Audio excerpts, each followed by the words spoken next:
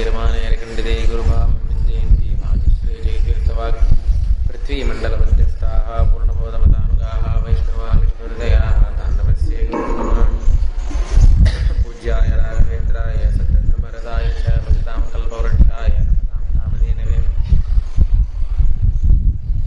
ಸತ್ಯಾಜ್ಞಕರಾಂ ಜೋತಾಂ ಪಂಚಾಶದ್ವರ್ಷಮೂಲತಾಂ ಸತ್ಯಪ್ರಮೋದತೀರ್ಥಾಯ ನ್ಯಾಯ ಸುಧಾರತಾಂ ಏರಹಂ ಶುಭವಸಂಸ್ಕೃತಸ್ವಕೃಪಾರ್ಭಿಃ ತಾಂ ವಂದೇ ರಾಮಚಂದ್ರಾರ್ಯಾಂ ವಿದ್ಯಾಗುರುಂಸ್ತತಾಂ ಬುಧೈರಪಸದರ್ಭೋಧಿ ಕೃತಂ ಸಾಹಸಂದಸ್ಪಾದೇ ನಿರ್ಮಣಾನಾಂ ಪಾದರದರ್ಶನಾನಾಂ ಲೌಕಿಕಾಲೌಕಿಕಪದಾಕ್ಷನಾಮದೋಹಿನಿ ಗೋವರಗುರೂಪಾಂತಾಂ ಕಾಮಧೇನೋಪಸ್ತಯಂ ಶ್ರೀಗುರುಭ್ಯೋ ನಮಃ ಹರಿ ಓಂ.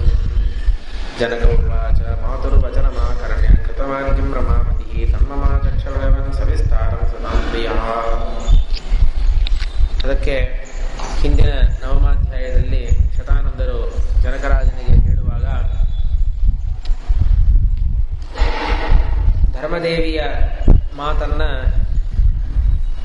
ಧರಣಿದೇವಿ ಪ್ರತೀಕ್ಷೆ ಮಾಡ್ತಾ ಇರೋ ಕಾಲಕ್ಕೆ ಆ ಧರ್ಮದೇವಿಯ ರೂಪದಲ್ಲಿ ಕೊರವಂಜಿ ರೂಪದಲ್ಲಿರತಕ್ಕಂತಹ ಶ್ರೀನಿವಾಸ ದೇವರು ನಿನ್ನಿನ ದಿವಸ ಒಂದು ಮನ್ಮಥನಂತೆ ಇರತಕ್ಕಂತಹ ಒಂದು ಪುರುಷನನ್ನ ನೋಡಿ ನಿನ್ನ ಮಗಳಿಗೆ ಈ ಒಂದು ಕಾಮದ ಜ್ವರ ಒಂದು ಬಂದಿದೆ, ಆ ಪುರುಷನಿಗೆ ನಿನ್ನ ಮಗಳನ್ನು ಮದುವೆ ಮಾಡಿಸಿ ಇಟ್ಟರೆ ಮಾತ್ರ ಅವಳು ಬದುಕ್ತಾಳೆ, ಇಲ್ಲ ಅಂದ್ರೆ ಅವಳು ಬದುಕೋದಿಲ್ಲ ಅಂತ ಆ ಕೊರಂಜಿ ರೂಪದಲ್ಲಿ ಭಗವಂತ ಹೇಳಿದ್ದಾನೆ. ಅವನು ಯಾರು ಏನು ಅಂತ ವಿಚಾರಿಸಿದಾಗ ತನ್ನ ಬಗ್ಗೆನೇ ಶ್ರೀನಿವಾಸ ದೇವರು ವಿಸ್ತಾರವಾಗಿ ಹೇಳ್ತಾ ಇದ್ದಾರೆ. ಅವರು ಯಾರು ಒಂದು ಕನ್ಯೆಯನ್ನು ಯಾಚನೆ ಮಾಡದೆ ಇರೋ ಕಾಲಕ್ಕೆ ನಾವು ಹೇಗೆ ಮದುವೆ ಮಾಡಿಸಿಡೋದು ಅಂತ ಧರಣಿ ದೇವಿ ಕೇಳಿದರೆ ಅದಕ್ಕೆ ಪರಮಾತ್ಮ ಹೇಳಿದ, ಇನ್ನು ಸ್ವಲ್ಪ ಹೊತ್ತಲ್ಲಿ ಬಕುಲ ಅಂತ ಒಬ್ಬಳು ಬರ್ತಾಳೆ, ಅವಳು ಆ ಶ್ರೀನಿವಾಸನ ದಾಸಿ, ಅವಳು ಬಂದು ಕನ್ಯಾಯಾಚನವನ್ನು ಮಾಡ್ತಾಳೆ, ನೀವು ಮುಂದುವರಿಸಬಹುದು ಅಂತ ಹೇಳಿ ಶ್ರೀನಿವಾಸ ದೇವರು ಆ ಸ್ತ್ರೀ ರೂಪದಲ್ಲಿ ಕೊರವಂಜಿ ರೂಪದಲ್ಲಿರ್ತಕ್ಕಂತಹ ಪರಮಾತ್ಮ ಹೊರಟು ಹೋಗಿದ್ದಾನೆ. ಧರಣಿ ದೇವಿ ತನ್ನ ಮಗಳಲ್ಲಿ ಹೋಗಿ ಸತ್ಯವನ್ನ ಕೇಳ್ತಾಳೆ, ನಿನ್ನ ಮನಸ್ಸಲ್ಲಿ ಏನಿದೆ ಎಂಬುದನ್ನ ವ್ಯಕ್ತವಾಗಿ ಹೇಳು ಅಂತ ಹೇಳಿದಾಗ ಅವಳು ಕೂಡ ಸ್ಪಷ್ಟವಾಗಿ ನಾನು ಆ ಶ್ರೀನಿವಾಸನನ್ನೇ ನಾನು ಅಪೇಕ್ಷೆ ಪಡ್ತಾ ಇದ್ದೇನೆ, ಅವನು ಸಾಕ್ಷಾತ್ ನಾರಾಯಣ ಅಂತ ನನಗೆ ಗೊತ್ತಾಗಿದೆ, ಅವನಿಗೆ ಅವನನ್ನು ನಾನು ಮದುವೆ ಮಾಡಿಕೊಳ್ಳದೆ ಹೊರತು ನಾನು ಬದುಕುವುದಿಲ್ಲ ಅನ್ನೋದನ್ನ ಪದ್ಮಾವತಿಯು ಹೇಳಿದ್ದಾಳೆ.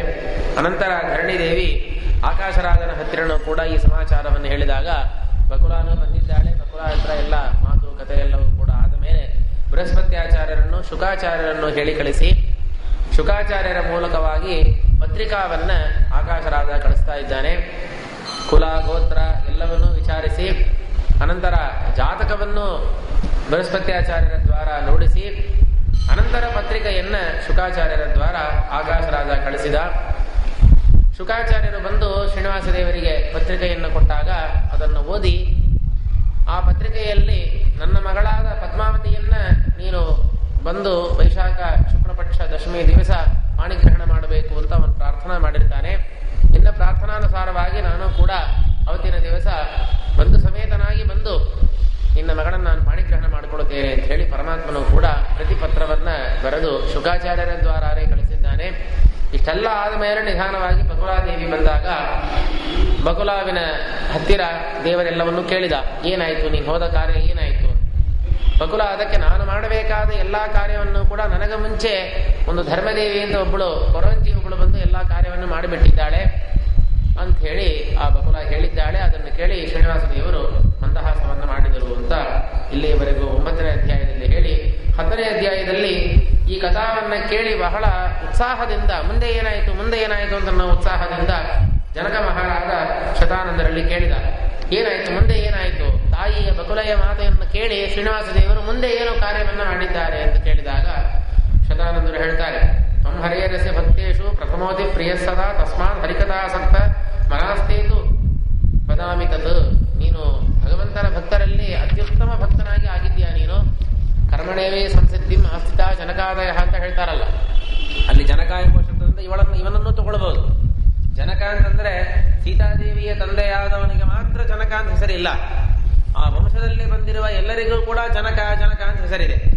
ಒಂದೊಂದು ಮನೆತನ ಹೆಸರು ಇರ್ತದಲ್ಲ, ಜೋಶಿ, ಕುಲಕರ್ಣಿ ಇಂತಹ ಹೆಸರೆಲ್ಲ ಹೇಗಿರುತ್ತೋ, ಸರ್ನೇಮ್ ಹೇಗಿರುತ್ತೋ ಹಾಗೆ ಜನಕ ಅಂತ ಅನ್ನೋದು ಈ ವಂಶದ ಪ್ರಾಯ ಎಲ್ಲ ರಾಜರಿಗೂ ಕೂಡ, ವಿದೇಹ ವಂಶದಲ್ಲಿ ಬಂದಿರತಕ್ಕಂತಹ ಎಲ್ಲ ರಾಜರಿಗೂ ಕೂಡ ಜನಕ ಎನ್ನುವ ಹೆಸರಿದೆ. ಅದಕ್ಕೆ ನೀನು ಪರಮಾತ್ಮನ ಮಹಾಭಕ್ತ, ಪರಮಾತ್ಮನ ಕಥಾವನ್ನ ಕೇಳಲಿಕ್ಕೆ ಇಷ್ಟೊಂದು ಉತ್ಸಾಹ ನಿನಗೆ ಇರೋದನ್ನು ನೋಡಿ ನಾನು ಬಹಳ ಸಂತೋಷ ಪಡ್ತೇನೆ ಅಂತ ಹೇಳಿ ಶತಾನಂದರು ಹೇಳ್ತಾ ಇದ್ದಾರೆ. ಸ್ವಯಮಾನಂದ ಪೂರ್ಣೋಪಿ ಕರ್ಮಭುಂ ನರವದ್ಧರಿ ಮಾತ್ರ ಚೋಚಿತ ಮಾಕರಣೆ ತಾಮೂಚೆ ಮಧುರಂ ಮಚಃ. ನೋಡಿ, ಪರಮಾತ್ಮ ಆನಂದ ಪೂರ್ಣ, ಪೂರ್ಣಾನಂದನಾಗಿರ್ತಕ್ಕಂತಹ ಪರಮಾತ್ಮನಿಗೆ ಇಂತಹ ಕಾರ್ಯಗಳನ್ನು ಮಾಡಬೇಕು, ಇಂತಹ ಮಾತುಗಳನ್ನು ಆಡಬೇಕು ಅಂತ ಏನೋ ತಲೆಯಲ್ಲಿ ಏನೇ ಹಣೆಯಲ್ಲಿ ಯಾರು ಬರೆದಿಲ್ಲ. ಆದರೂ ಕೂಡ ಕರ್ಮವನ್ನ ಭೋಗ ಮಾಡತಕ್ಕಂತಹ ಮನುಷ್ಯರಿಗೆ ಹಾಗೆ ನಡ್ಕೊಳ್ತಾರೋ ಹಾಗೆ ಪರಮಾತ್ಮನು ಕೂಡ ಇವಾಗ ಮಾಡ್ತಾ ಇದ್ದಾನೆ. ಅವಾಗ ಈ ಮಾತನ್ನ ಶ್ರೀನಿವಾಸ ದೇವರು ಹೇಳ್ತಾ ಇದ್ದಾರೆ. ಮಹೋತ್ಸವಂ ವಿಧಾತುಂ ಹಿ ಮಮ ಬುದ್ಧಿರ್ನ ಜಾಯತೆ ಅಬಂಧೋರ್ ಬಂಧಯುಕ್ತಸ್ಯ ಸಬಂಧೋರ್ ನ ಪ್ರಶಸ್ಯತೆ. ಈಗ ಮದುವೆ ಅಂತಂದ್ರೆ ಇದು ಮಹೋತ್ಸವ. ಸಾಮಾನ್ಯ ಸಣ್ಣ ಸಣ್ಣ ಉತ್ಸವಗಳೆಲ್ಲ ನಾವು ಮನೆಯಲ್ಲಿ ನಾವು ಮಾಡ್ತೇವೆ. ಏನೋ ಮಕ್ಕಳಿಗೆ ನಾಮಕರಣ ಅಂತೋ ಅಥವಾ ಕಿವಿ ಚಿಚ್ಚೋದು ಅಂತ, ಸೀಮಂತ ಅಂತ, ಪುಂಸವನ, ಎಷ್ಟೋ ಉತ್ಸವಗಳೆಲ್ಲ ಇದೆ. ಬಹಳ ದೊಡ್ಡ ಉತ್ಸವ ಅಂದ್ರೆ ಉಪನಯನ, ಅದಕ್ಕಿಂತಲೂ ದೊಡ್ಡ ಉತ್ಸವ ಅಂತಂದ್ರೆ ಮದುವೆ. ಒಂದು ಮದುವೆ ಮಾಡೋದು ಅಂತ ಅನ್ನೋದೊಂದು ಸಾಮಾನ್ಯ ಅಲ್ಲವಲ್ಲ. ಇವಾಗೆಲ್ಲ ಬೇಕಾದಷ್ಟು ಎಲ್ಲರಿಗೂ ಅನುಭವ ಸಿದ್ಧವಾಗಿರ್ಬೋದು. ಹಾಗೆ ಮದುವೆ ಅಂತ ಅನ್ನೋದು ಒಂದು ದೊಡ್ಡ ಮಹೋತ್ಸವ. ಆದರೆ ಈ ಮಹೋತ್ಸವವನ್ನ ಮಾಡ್ಲಿಕ್ಕೆ ಏನೋ ನನಗೆ ಬುದ್ಧಿನೇ ಬರ್ತಾ ಇಲ್ಲ, ಶ್ರೀನಿವಾಸ ದೇವರು ಹೇಳ್ತಾರೆ. ಯಾಕೆಂದ್ರೆ ನೋಡ್ರಿ, ಅವ ಆಕಾಶರಾಜನಿಗೆ ಬೇಕಾದಷ್ಟು ಬಂಧುಗಳಿದ್ದಾರೆ, ನನಗೆ ಯಾರು ಬಂಧುಗಳು ಯಾರು ಇಲ್ಲವೇ ಇಲ್ಲ. ನೋಡ್ರಿ, ಜಗದ್ಬಂಧುವಾದ ಪರಮಾತ್ಮ ಹೇಳ್ತಾ ಇದ್ದಾನೆ, ಜಗತ್ತೆಲ್ಲ ಇವನಿಗೆ ಬಂಧುಗಳಾಗಿ ಆಗಿದ್ದಾರೆ. ಆದ್ರೆ ಅವನು ಹೇಳೋದು ನನಗೆ ಬಂಧುಗಳು ಯಾರೂ ಇಲ್ಲ, ಆದ್ರೆ ಅವನಿಗೆ ಬೇಕಾದಷ್ಟು ಬಂಧುಗಳಿದ್ದಾರೆ. ಹಾಗಿರೋ ಕಾಲಕ್ಕೆ ಅವನಿಗೂ ನಮಗೂ ಸಂಬಂಧ ಅಳಯ ಮಾವ ಎನ್ನುವ ಸಂಬಂಧ. ಹಾಗೆ ನಾನು ಅನಾಥನಾಗಿದ್ದೇನಲ್ಲ, ನಾನು ಅಬಂಧೋರ್ ಬಂಧಯುಕ್ತಸ್ಯ ಸಂಬಂಧೋ ನ ಪ್ರಶಸ್ಯತೆ. ಸಾಮಾನ್ಯವಾಗಿ ಮದುವೆ ಅನ್ನೋದು ಹೇಗಿರಬೇಕು ಎಂಬುದನ್ನ ಬಹಳ ಸ್ವಾರಸ್ಯವಾಗಿ ದೇವರು ಹೇಳ್ತಾರೆ. ನೋಡ್ರಿ, ಇದು ಬಹಳ ಪ್ರಸಿದ್ಧವಾದ ವಾಕ್ಯ. ಇದು ನೀತಿ ಶ್ಲೋಕ ರೂಪವಾಗಿ ಇದನ್ನು ಹೇಳ್ತಾರೆ ಎಲ್ಲರೂ ಕೂಡ. ಯಯೋರೇವ ಸಮಂ ವಿತ್ತಂ ಯಯೋರೇವ ಸಮನ್ವಯ ತಯೋರ್ ವಿವಾಹ ಮೈತ್ರೀ ಚ ನೋತ್ತಮಾಧಮಯೋರಪಿ. ಎರಡು ಕುಟುಂಬಗಳಿಗೆ, ಒಂದು ವರನಿಗೂ ಒಂದು ಕನ್ಯೆಗೂ ಮದುವೆ ಆಗಬೇಕು ಅಂತಂದ್ರೆ ಈ ವರನ ಕುಟುಂಬ ಮತ್ತು ಈ ಕನ್ಯೆಯ ಕುಟುಂಬ ಎರಡಕ್ಕೂ ಕೂಡ ಯಯೋರೇವ ಸಮಂ ವಿತ್ತಂ. ವಿತ್ತ ಅಂದ್ರೆ ಸ್ಟೇಟಸ್, ದುಡ್ಡು ಕಾಸು ಸ್ವತ್ತು ಇದೆಲ್ಲವೂ ಕೂಡ ಸಮಾನವಾಗಿ ಇದ್ದರೆ ಆವಾಗ ತಾನ ವಿವಾಹ ಎಂಬುದು ಚೆನ್ನಾಗಿರ್ತದೆ. ಇಲ್ಲ ಅಂತಂದ್ರೆ ಅದು ಸಿನಿಮಾದಲ್ಲಿ ತೋರಿಸೋ ಹಾಗಿರೋದು.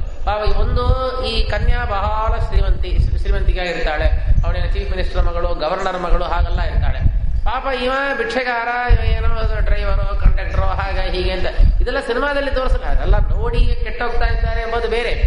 ಯಾಕೆ ಹೇಳ್ತೇವೆ ಅಂತಂದ್ರೆ, ಈ ರೀತಿಯಲ್ಲಿ ಒಂದು ಕುಟುಂಬ ಬಹಳ ಶ್ರೀಮಂತವಾಗಿರೋದು, ಇನ್ನೊಂದು ಕುಟುಂಬ ಬಹಳ ಸಾಧಾರಣವಾಗಿ ಲೋ ಕ್ಲಾಸ್ ಆಗಿರೋದು, ಇಂತಹ ಒಂದು ಸ್ಟೇಟಸ್ಸಿನ ಒಂದು ವೈಷಮ್ಯ ಇದ್ರೆ ನಾನಾ ರೀತಿಯಾಗಿರ್ತಕ್ಕಂತಹ ಕಲಹಗಳು, ಪ್ರೆಸ್ಟೀಜ್ ಇಶ್ಯೂ ಅಂತ ಅನ್ನೋದು, ಆಮೇಲೆ ಅದರಲ್ಲಿ ನಾನಾ ವಿಧವಾದ ಮಾತ್ಸರ್ಯಗಳು, ಅವಮಾನಗಳು, ಅವಮರ್ಯಾದೆಗಳು ಇದೆಲ್ಲ ಬರಲಿಕ್ಕೆ ಅದು ಬೀಜವಾಗಿ ಆಗಿಬಿಡ್ತದೆ.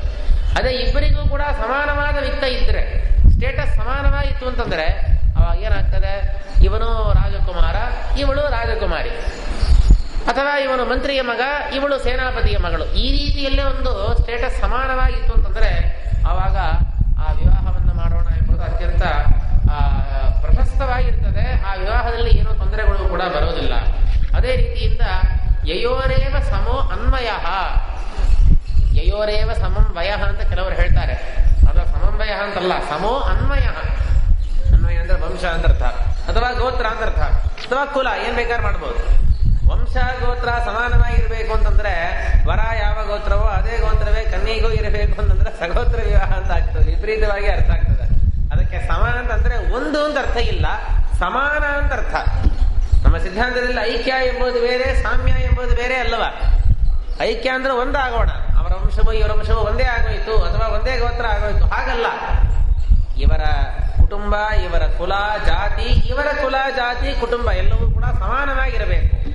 ಅಂದರೆ ಇವರು ಹೇಗೆ ಸತ್ಕುಲ ಪ್ರಸೂತರಾಗಿರ್ತಾರೋ ಆಗ ಅವರು ಕೂಡ ಸತ್ಕುಲ ಪ್ರಸೂತರಾಗಿ, ಇವರು ದೊಡ್ಡ ಮನೆತನ, ಅವರು ಏನೋ ಸಾಮಾನ್ಯ ಲೌಕಿಕರು ಹಾಗಲ್ಲದೆ ಇವರು ದೊಡ್ಡ ಮನೆತನ ಇರ್ತಾರೆ, ಅವರು ದೊಡ್ಡ ಮನೆತನ ಇರ್ತಾರೆ.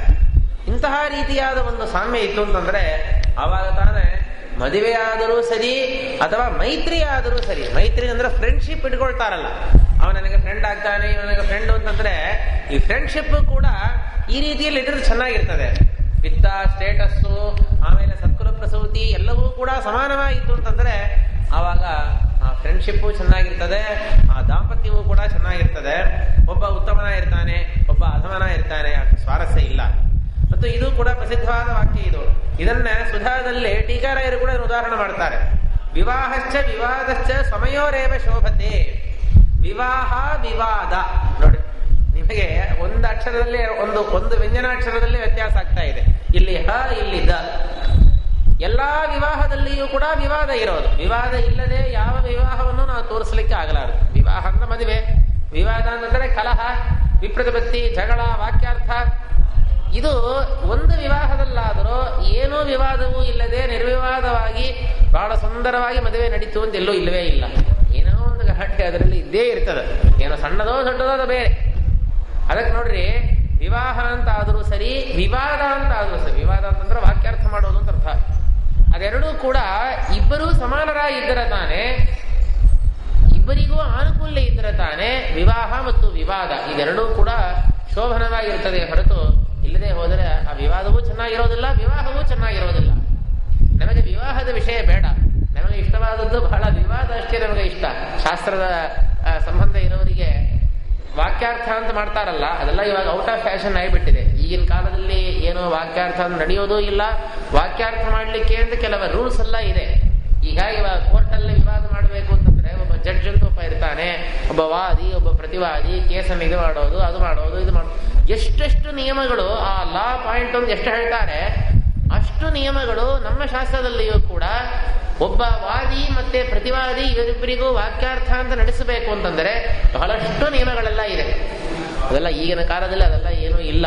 ಸುಮ್ಮನೆ ಇವಾಗೆಲ್ಲ ಏನಂದ್ರೆ ವಾಕ್ಯಾರ್ಥ ಅಂತ ಏನೋ ಇಟ್ಟಿರ್ತಾರೆ, ನಾವು ಕೂಡ ಹೋಗ್ತೇವೆ. ಅದೇನೋ ಅವರು ಅವರ ಸಿದ್ಧಾಂತವನ್ನು ಹೇಳಲಿಕ್ಕೆ, ನಾವು ನಮ್ಮ ಸಿದ್ಧಾಂತವನ್ನು ಹೇಳಲಿಕ್ಕೆ. ಇದು ಎಲ್ಲಿ ಮುಗಿತದ ಕೊನೆಯಲ್ಲಿ? ಅವರಿಗೂ ಸಂಭಾವನೆ ಸಿಕ್ತು, ನಮಗೂ ಸಂಭಾವನೆ ಸಿಕ್ತು. ಅವರು ಅವರ ಕವರ್ ತಗೊಂಡವ್ರು ನಮ್ಮ ಕವರ್ ತಗೊಂಡು ನಾವು ಬರ್ತೇವೆ ಅಷ್ಟೇ ಹೊರತು ನಿರ್ಣಯ ಅಂತ ಒಂದಿಲ್ವೇ ಇಲ್ಲ.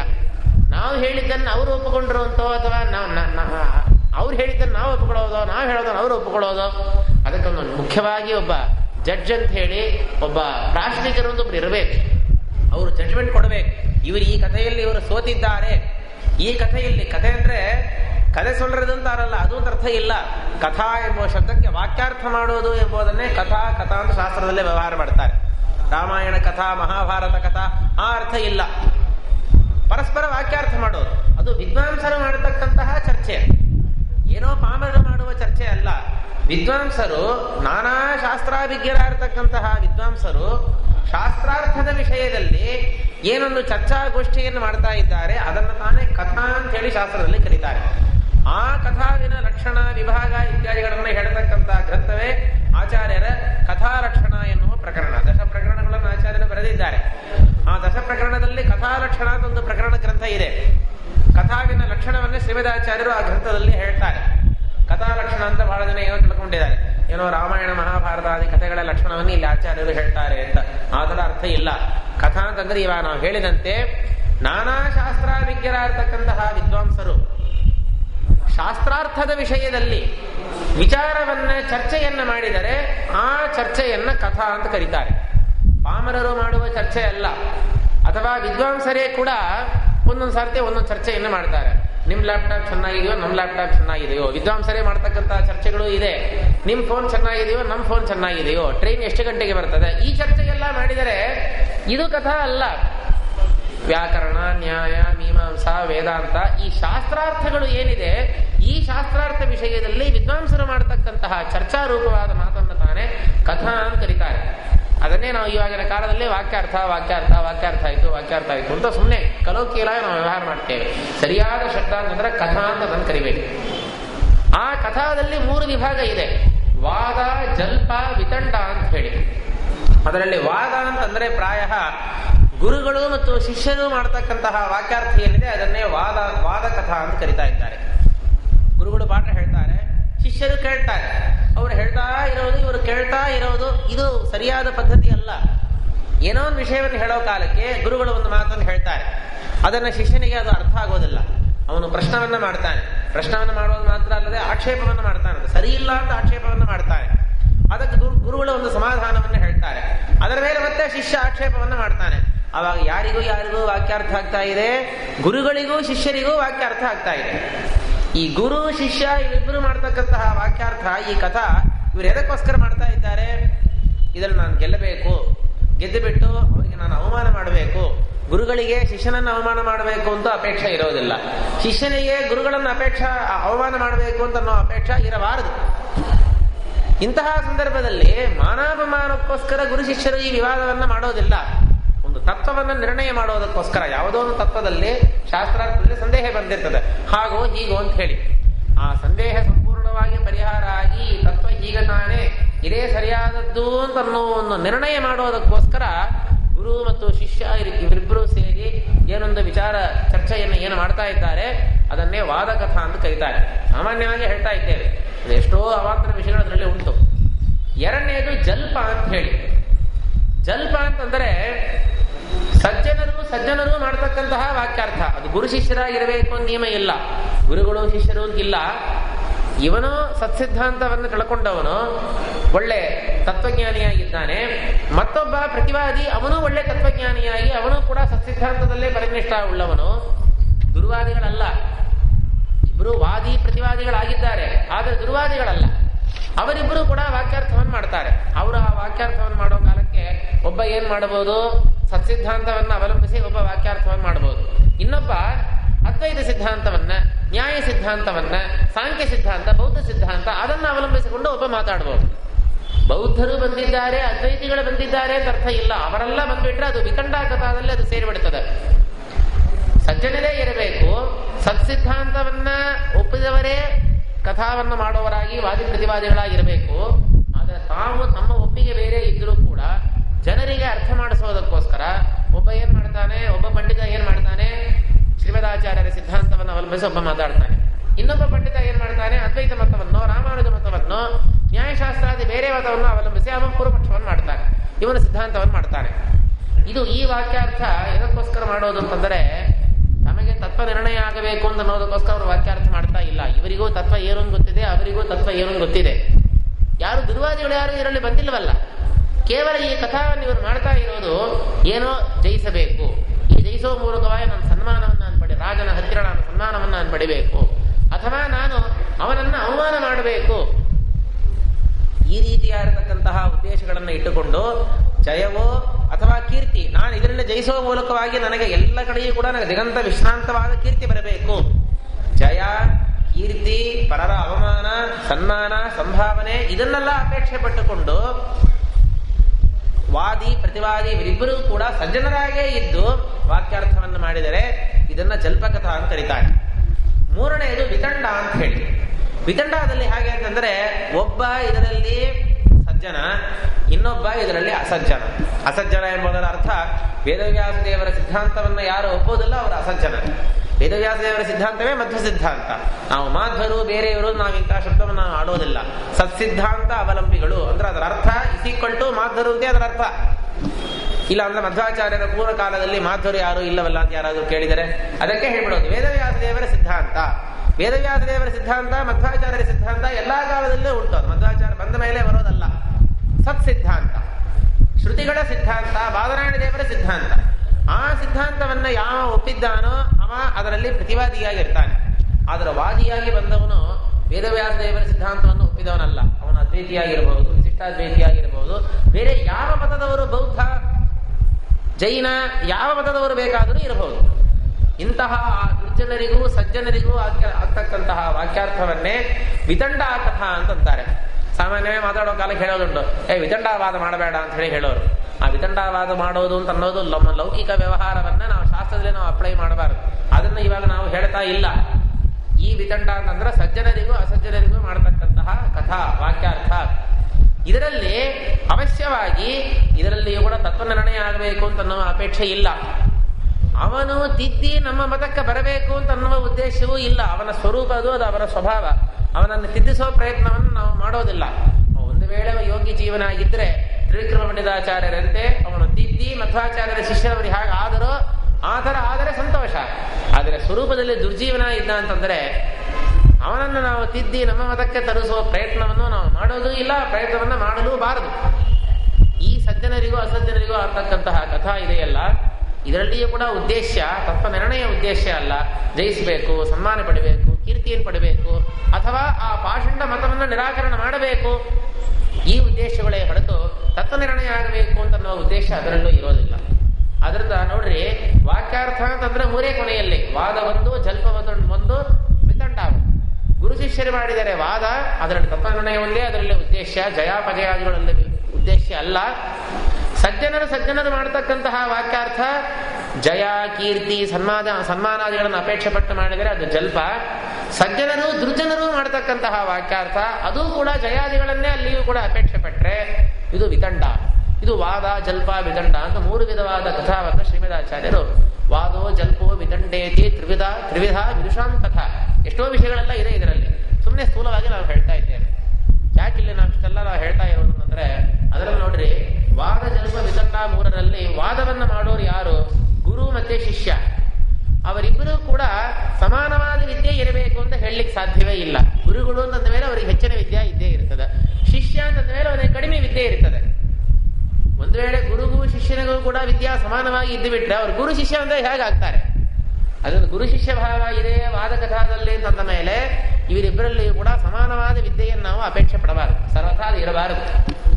ಆದ್ರೆ ಜಲ್ಪ ವಿತಂಡ ಮಾಡಬೇಕು ಅಂತಂದ್ರೆ, ಜಲ್ಪ ಕಥಾವನ್ನು ಮಾಡತಕ್ಕಂಥ ವಾದಿ ಪ್ರತಿವಾದಿ ಇಬ್ಬರಿಗೂ ಕೂಡ ಮೇನ್ ಕ್ವಾಲಿಫಿಕೇಶನ್ ಏನು ಅಂತಂದ್ರೆ, ಇವಾಗ ಹೇಳ್ತಾ ಇದ್ದಾರಲ್ಲ ಶ್ರೀನಿವಾಸರು ಹೇಳ್ತಾ ಇದ್ದಾರೆ, ವಿವಾದಶ್ಚ ಸಮಯೋರೇವ ಶೋಭತಿ. ವಿವಾದ ಅಂತಂದ್ರೆ ಇಲ್ಲಿ ಜಲ್ಪ ವಿತಂಡಗಳನ್ನು ತಗೊಳ್ಬೇಕು ಅಂತ ಹೇಳಿ ಸುಧಾದಲ್ಲಿ ಹೇಳ್ತಾರೆ. ನೋಡ್ರಿ, ಏನೋ ವೆಂಕಟೇಶ್ ಕಲ್ಯಾಣ ಅಂತ ಆರಂಭ ಮಾಡಿಬಿಟ್ಟು ಏನೋ ಎಲ್ಲೆಲ್ಲೋ ಹೋಗಿ ಸುಧಾ ಏನೇನೋ ಹೇಳ್ತಾ ಇದ್ದೀರಲ್ಲ, ಅಲ್ಲ ನಿಮಗೆ ಕಲ್ಯಾಣ ಉತ್ಸವ ಎಲ್ಲವೂ ಕೂಡ ನಿಮಗೆ ಗೊತ್ತಿದೆ, ಏನಾದ್ರೂ ಗೊತ್ತಾಗದೇ ಇರೋ ವಿಷಯವನ್ನು ಹೇಳೋಣ ಅಂತ ಒಂದು ಪ್ರಯತ್ನ ಅಷ್ಟೇ ತಾನೆ. ಅಲ್ಲಿ ಟೀಕಾರಾಯರು ಹೇಳ್ತಾರೆ, ಇಲ್ಲಿ ವಿವಾದ ಎಂಬ ಶಬ್ದದಿಂದ ವಾದವನ್ನ ತಗೊಳ್ಬೇಡ್ರಿ, ಜಲ್ಪ ವಿತಂಡಗಳನ್ನು ನೀವು ತಗೊಳ್ಬೇಕು. ಯಾಕೆಂತಂದ್ರೆ ವಾದ ಕಥಾದಲ್ಲಿ ಗುರು ಶಿಷ್ಯರು ಅಧಿಕಾರಿಗಳು, ಅವರಿಬ್ಬರಿಗೂ ಕೂಡ ಸಮಾನವಾದ ಜ್ಞಾನ ಇರಬೇಕು ಅಂತ ನಾವು ಅಪೇಕ್ಷೆ ಪಡಲಿಕ್ಕೆ ಸಾಧ್ಯವೇ ಇಲ್ಲ. ಜಲ್ಪದಲ್ಲಿಯೂ ವಿತಂಡದಲ್ಲಿಯೂ ಸಜ್ಜನ ಅಸಜ್ಜನ ಇವರಿಬ್ಬರಿಗೂ ಕೂಡ ವಾದಿ ಪ್ರತಿವಾದಿಗಳಾಗಿ ಅವರಿರೋ ಕಾಲಕ್ಕೆ ಅವಶ್ಯವಾಗಿ ಇರಬೇಕಾದ ಕ್ವಾಲಿಫಿಕೇಶನ್ ಏನು ಅಂತಂದ್ರೆ, ಇವರಿಬ್ಬರೂ ಕೂಡ ಸಮಾನವಾದ ವಿದ್ಯಾವಂತರಾಗಿರ್ಬೇಕು. ಇವ ವಾದಿ ಬೇಕಾದಷ್ಟು ಶಾಸ್ತ್ರಗಳನ್ನು ಓದಿರ್ತಾನೆ, ಪಾಪ ಪ್ರತಿವಾದಿ ನಮ್ಮಂಗ ಇದ್ದ ಅಂತಂದ್ರೆ ಅಲ್ಪ ಸ್ವಲ್ಪ ಮಂದಿ ತಿಳ್ಕೊಂಡಿದ್ದ, ಅರ್ಧಂಬರ್ಧ ಇದ್ದ ಅಂತಂದ್ರೆ ಇವರಿಬ್ಬರಿಗೂ ಕೂಡ ಸರ್ವಥಾ ಇದು ಘಟನೆಯನ್ನು ಮಾಡಿದ್ರೆ ಚೆನ್ನಾಗಿರೋದೇ ಇಲ್ಲ. ಆ ವಾಕ್ಯಾರ್ಥದಲ್ಲಿ ಸ್ವಾರಸ್ಯವೂ ಕೂಡ ಇರೋದಿಲ್ಲ. ಅಲ್ಲ ನೀವೇ ನೋಡ್ರಿ, ಒಂದು ಲೌಕಿಕ ಉದಾಹರಣವನ್ನೇ ನಾನು ಹೇಳ್ತೇನೆ.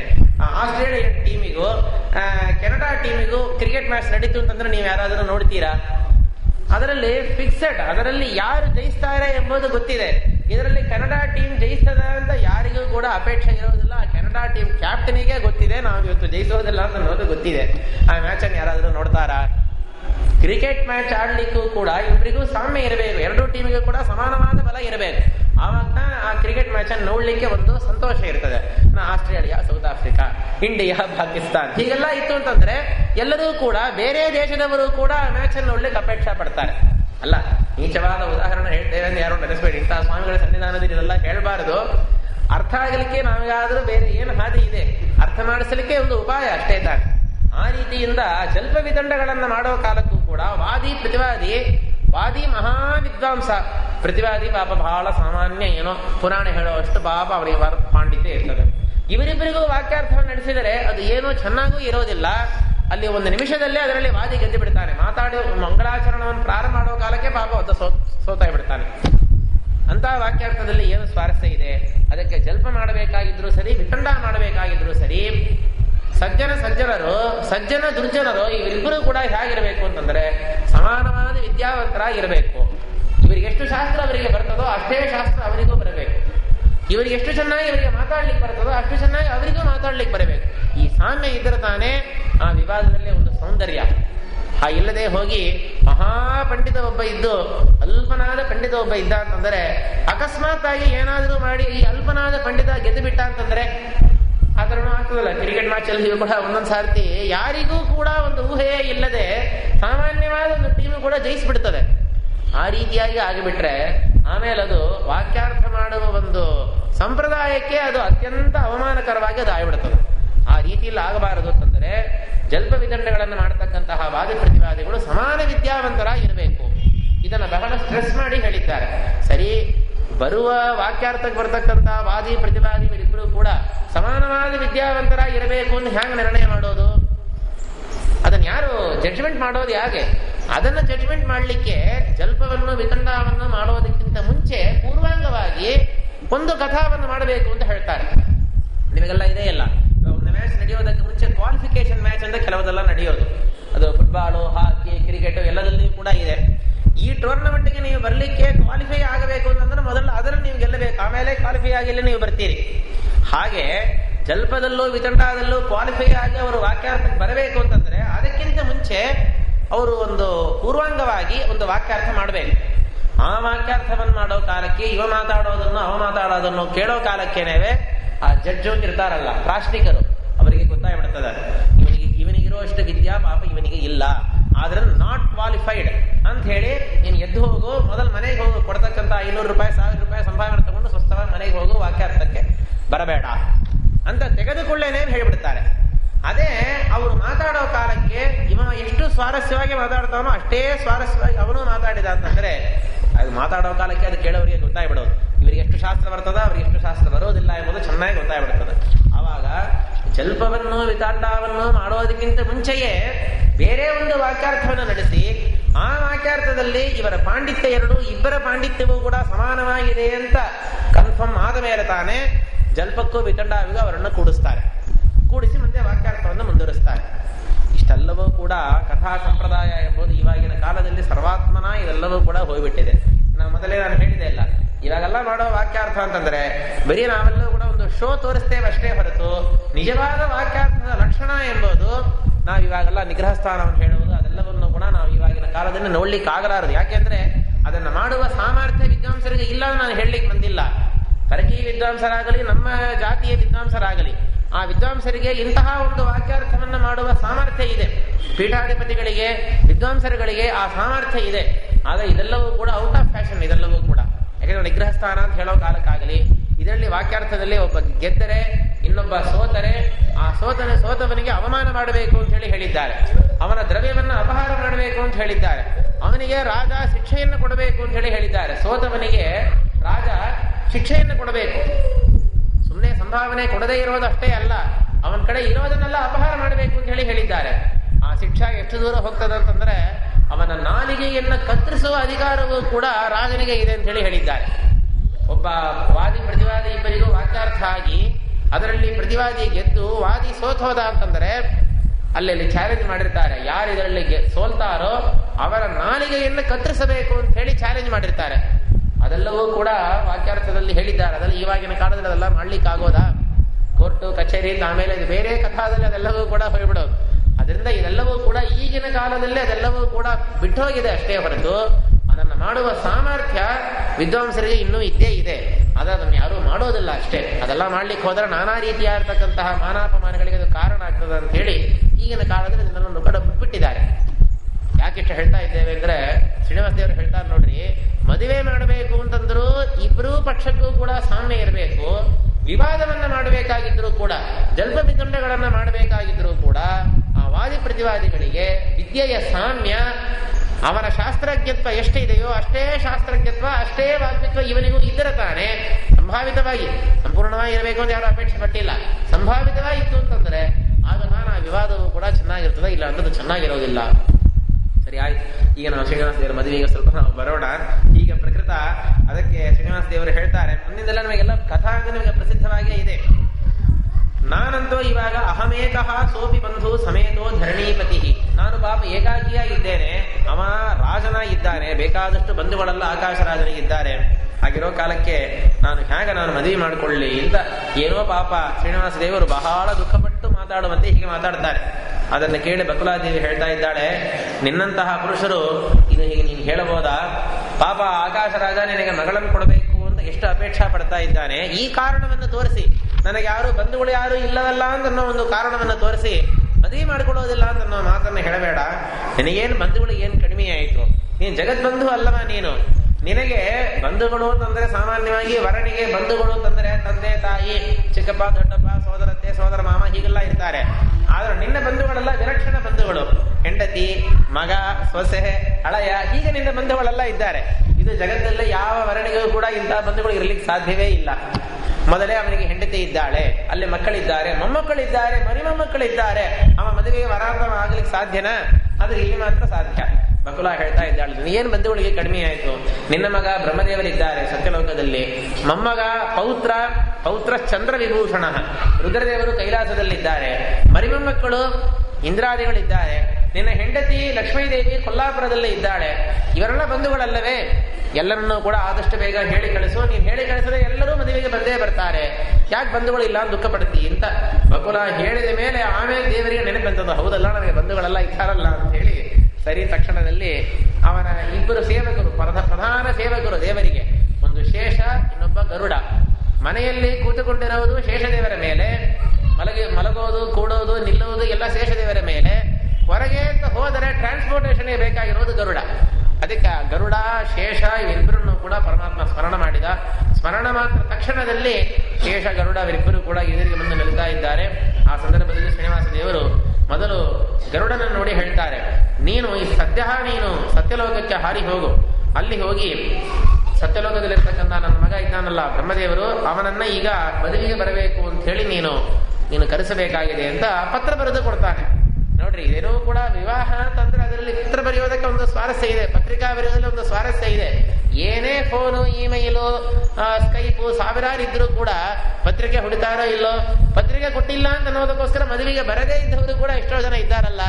ಅದಕ್ಕೋಸ್ಕರ ಶ್ರೀನಿವಾಸ ದೇವರು ಎಲ್ಲೂ ಬ್ರಹ್ಮದೇವರು ಪತ್ರಿಕಾ ಕೊಟ್ಟಿಲ್ಲ ಅಂತ ಬರದೇ ಹೋದರೆ ಏನ್ ಮಾಡೋದು, ಅದಕ್ಕೊಂದು ಪತ್ರಿಕಾವನ್ನು ಬರೆದು ಗರುಡನ ಕೈಯಲ್ಲಿ ಕೊಟ್ಟು, ನೀನು ಸತ್ಯಲೋಕಕ್ಕೆ ಹೋಗಿ ಬ್ರಹ್ಮದೇವರನ್ನು ಕರ್ಕೊಂಡು ಬರಬೇಕು ಅಂತೇಳಿ ಹೇಳ್ತಾ ಇದ್ದಾನೆ.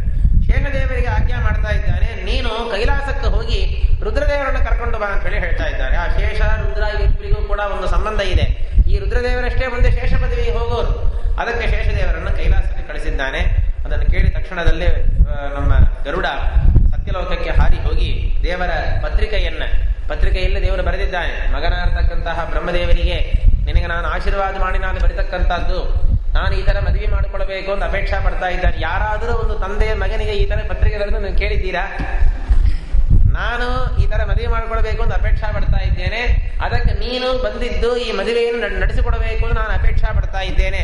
ಅವಶ್ಯವಾಗಿ ನೀನು ಸತ್ಯಲೋಕದಿಂದ ನನ್ನ ಸೊಸೆ, ನನ್ನ ಮೊಮ್ಮಕ್ಕಳು ಎಲ್ಲರನ್ನೂ ಕೂಡ ಕರ್ಕೊಂಡು ಆ ಸತ್ಯಲೋಕವಾಸಿಗಳಾದ ಎಲ್ಲರನ್ನೂ ಕರೆದುಕೊಂಡು ನೀನು ಮದುವೆಗೆ ಬರಬೇಕಂತೆ ಅಂತ ದೇವರು ಹೀಗೆ ಪತ್ರಿಕೆಯನ್ನ ಕಳಿಸಿದ್ದಾನೆ. ಗರುಡ ಹೋಗಿ ಪತ್ರಿಕೆಯನ್ನು ಕೊಟ್ಟ. ಬ್ರಹ್ಮದೇವರಿಗೆ ಆಶ್ಚರ್ಯ, ದೇವರ ಬಗ್ಗೆ ಇಷ್ಟು ದಿವಸ ಅಡ್ರೆಸ್ಸೇ ಇಲ್ಲದೆ ವೈಕುಂಠ ಬಿಟ್ಟು ಹೋಗ್ಬಿಟ್ಟಿದ್ದಾನಲ್ಲ. ಗರುಡನಲ್ಲಿ ಕೇಳ್ತಾರೆ ಬ್ರಹ್ಮದೇವರು, ಎಲ್ಲಿದ್ದಾನಪ್ಪ ನಮ್ಮ ದೇವರು, ನಮ್ಮ ತಂದೆ ಎಲ್ಲಿದ್ದಾರೆ? ವೈಕುಂಠ ಖಾಲಿಯಾಗಿಬಿಟ್ಟಿದೆ, ಎಲ್ಲಿ ವಿಚಾರಿಸಿದ್ರು ಕೂಡ ಗೊತ್ತಾಗ್ತಾ ಇಲ್ಲ, ಎಲ್ಲಿದ್ದಾನೆ ನೀ ಸ್ವಲ್ಪ ಹೇಳು. ಅದಕ್ಕೆ ಗರುಡ ಹೇಳಿದ, ಈ ತರ ವೈಕುಂಠ ಗರಿಯಲ್ಲಿ ವೆಂಕಟ ಪರ್ವತದಲ್ಲಿ ನಿಮ್ ತಂದೆ ಅಲ್ಲಿದ್ದಾರೆ, ಇಷ್ಟು ದಿವಸ ಒಂದು ವಲ್ಮೀಕದಲ್ಲಿ ಒಂದು ಹುತ್ತಿನ ಒಳಗೆ ಕೂತಿದ್ರಂತೆ, ಈಗ ಮದುವೆ ಮಾಡಬೇಕು ಅಂತ ಅವರಿಗೆ ಅಪೇಕ್ಷಾ ಬಂದಿದೆ, ಅದಕ್ಕೆ ನಿಮ್ಮನ್ನು ಕರೀಲಿಕ್ಕೆ ಈ ಪತ್ರಿಕೆಯನ್ನು ಕೊಟ್ಟಿದ್ದಾರೆ ಅಂತ ಹೇಳಿ ಆ ಪತ್ರಿಕೆಯನ್ನು ಕೊಟ್ಟ. ಬ್ರಹ್ಮದೇವರ ಪತ್ರಿಕೆಯನ್ನು ತಗೊಂಡ್ರಂತೆ, ವಾಯುದೇವರು ಆ ಪತ್ರಿಕೆಯನ್ನು ಓದಿದರಂತೆ. ಸತ್ಯಲೋಕದಲ್ಲಿ ಅವರು ಇರ್ತಾರಲ್ಲ, ಅದಕ್ಕೆ ವಾಯುದೇವರ ಪತ್ರಿಕೆಯನ್ನು ಓದಲಿಕ್ಕೆ ಬ್ರಹ್ಮದೇವರ ಆ ಪತ್ರಿಕೆಯನ್ನು ಓದಿದ್ದನ್ನು ಕೇಳಿ ಬಹಳ ಅವರಿಗೆ ಆನಂದ ಆಗೋಯ್ತಂತೆ. ಮಂದಹಾಸವನ್ನು ಮಾಡಿದರು. ಸರಿ ಆಯಿತು, ಈ ತರ ಒಂದು ಕೌತೂಹಲ, ತಂದೆ ತಾಯಿಯರ ಮದುವೆಯನ್ನೇ ಮಕ್ಕಳು ನೋಡತಕ್ಕಂತಹ ಒಂದು ಸೌಭಾಗ್ಯ. ಅದಕ್ಕೆ ಏನಾಯಿತು, ಅವಶ್ಯವಾಗಿ ನಾವು ಹೋಗೋಣ ಅಂತ ಹೇಳಿ ತನ್ನ ಭಟರನ್ನೆಲ್ಲ, ಸತ್ಯಲೋಕದಲ್ಲಿರ್ತಕ್ಕಂತಹ ಭಟರನ್ನ ಕರೆದು ಎಲ್ಲಾ ಕಡೆ ವಾದ್ಯಘೋಷವನ್ನು ಮಾಡ್ರಿ, ಭೇರಿ ದುಂದುಬಿ ಸಕಲ ವಾದ್ಯಗಳನ್ನು ಘೋಷ ಮಾಡ್ರಿ, ಅನೌನ್ಸ್ ಮಾಡ್ರಿ, ಬ್ರಹ್ಮದೇವರೀಗ ಭೂಮಿಗೆ ಹೊರಟಿದ್ದಾರೆ, ಯಾರ್ಯಾರು ಭೂಮಿಗೆ ಬರಬೇಕು ಅಂತ ಅಪೇಕ್ಷಾ ಪಡ್ತಾರೋ ಅವರೆಲ್ಲರೂ ಕೂಡ ಬರಲಿ. ಯಾರ್ಯಾರು ಪ್ರತೀಕಾಲಮ್ಮನರು ಅಂತ ಯಾರೆಲ್ಲ ಇದ್ದಾರೋ, ಮೋಕ್ಷಕ್ಕೆ ಹೋಗ್ತಕ್ಕಂಥವರೆಲ್ಲ, ಸತ್ಯಲೋಕದಲ್ಲಿ ಕೆಲವರು ಹಾಲ್ಟ್ ಮಾಡೋರು ಕೆಲವರೆಲ್ಲ ಇದ್ದಾರೆ. ಅರ್ಚಿರಾಜ ಮಾರ್ಗದಿಂದ ಹೋಗಿ ಪ್ರತೀಕಾಲಮ್ಮನರು ಸತ್ಯಲೋಕದಲ್ಲಿ ಹಾಲ್ಟ್ ಮಾಡಿರ್ತಾರೆ. ಅಪ್ರತೀಕಾಲಮ್ಮನರು ವೈಕುಂಠದ ಅಮುಕ್ತ ಸ್ಥಾನದಲ್ಲಿ ಕೆಲವು ದಿವಸ ವಾಸ ಮಾಡ್ತಾ ಇರ್ತಾರೆ.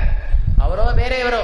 ಒಟ್ಟೇನಾಯಿತು, ಸತ್ಯಲೋಕದಲ್ಲಿರ್ತಕ್ಕಂತಹ ಎಲ್ಲರೂ ಕೂಡ ಯಾರಿಗೆಲ್ಲ ಅಪೇಕ್ಷಾ ಇದೆಯೋ ಎಲ್ಲರೂ ಕೂಡ ನನ್ನ ಜೊತೆಗೆ ಬರಬಹುದು, ಎಲ್ಲರೂ ಕೂಡ ಭೂಮಿಗೆ ಹೋಗಿ ಶ್ರೀನಿವಾಸ ದೇವರ ಮದುವೆ ಉತ್ಸವವನ್ನು ನೋಡೋಣ ಅಂತ ಹೇಳಿ ಬ್ರಹ್ಮದೇವರು ಎಲ್ಲ ತಮ್ಮ ಸತ್ಯಲೋಕವಾಸಿಗಳಿಗೂ ಕೂಡ ಅವರು ಉದ್ಘೋಷಣವನ್ನ ಮಾಡ್ತಾ ಇದ್ದಾರೆ.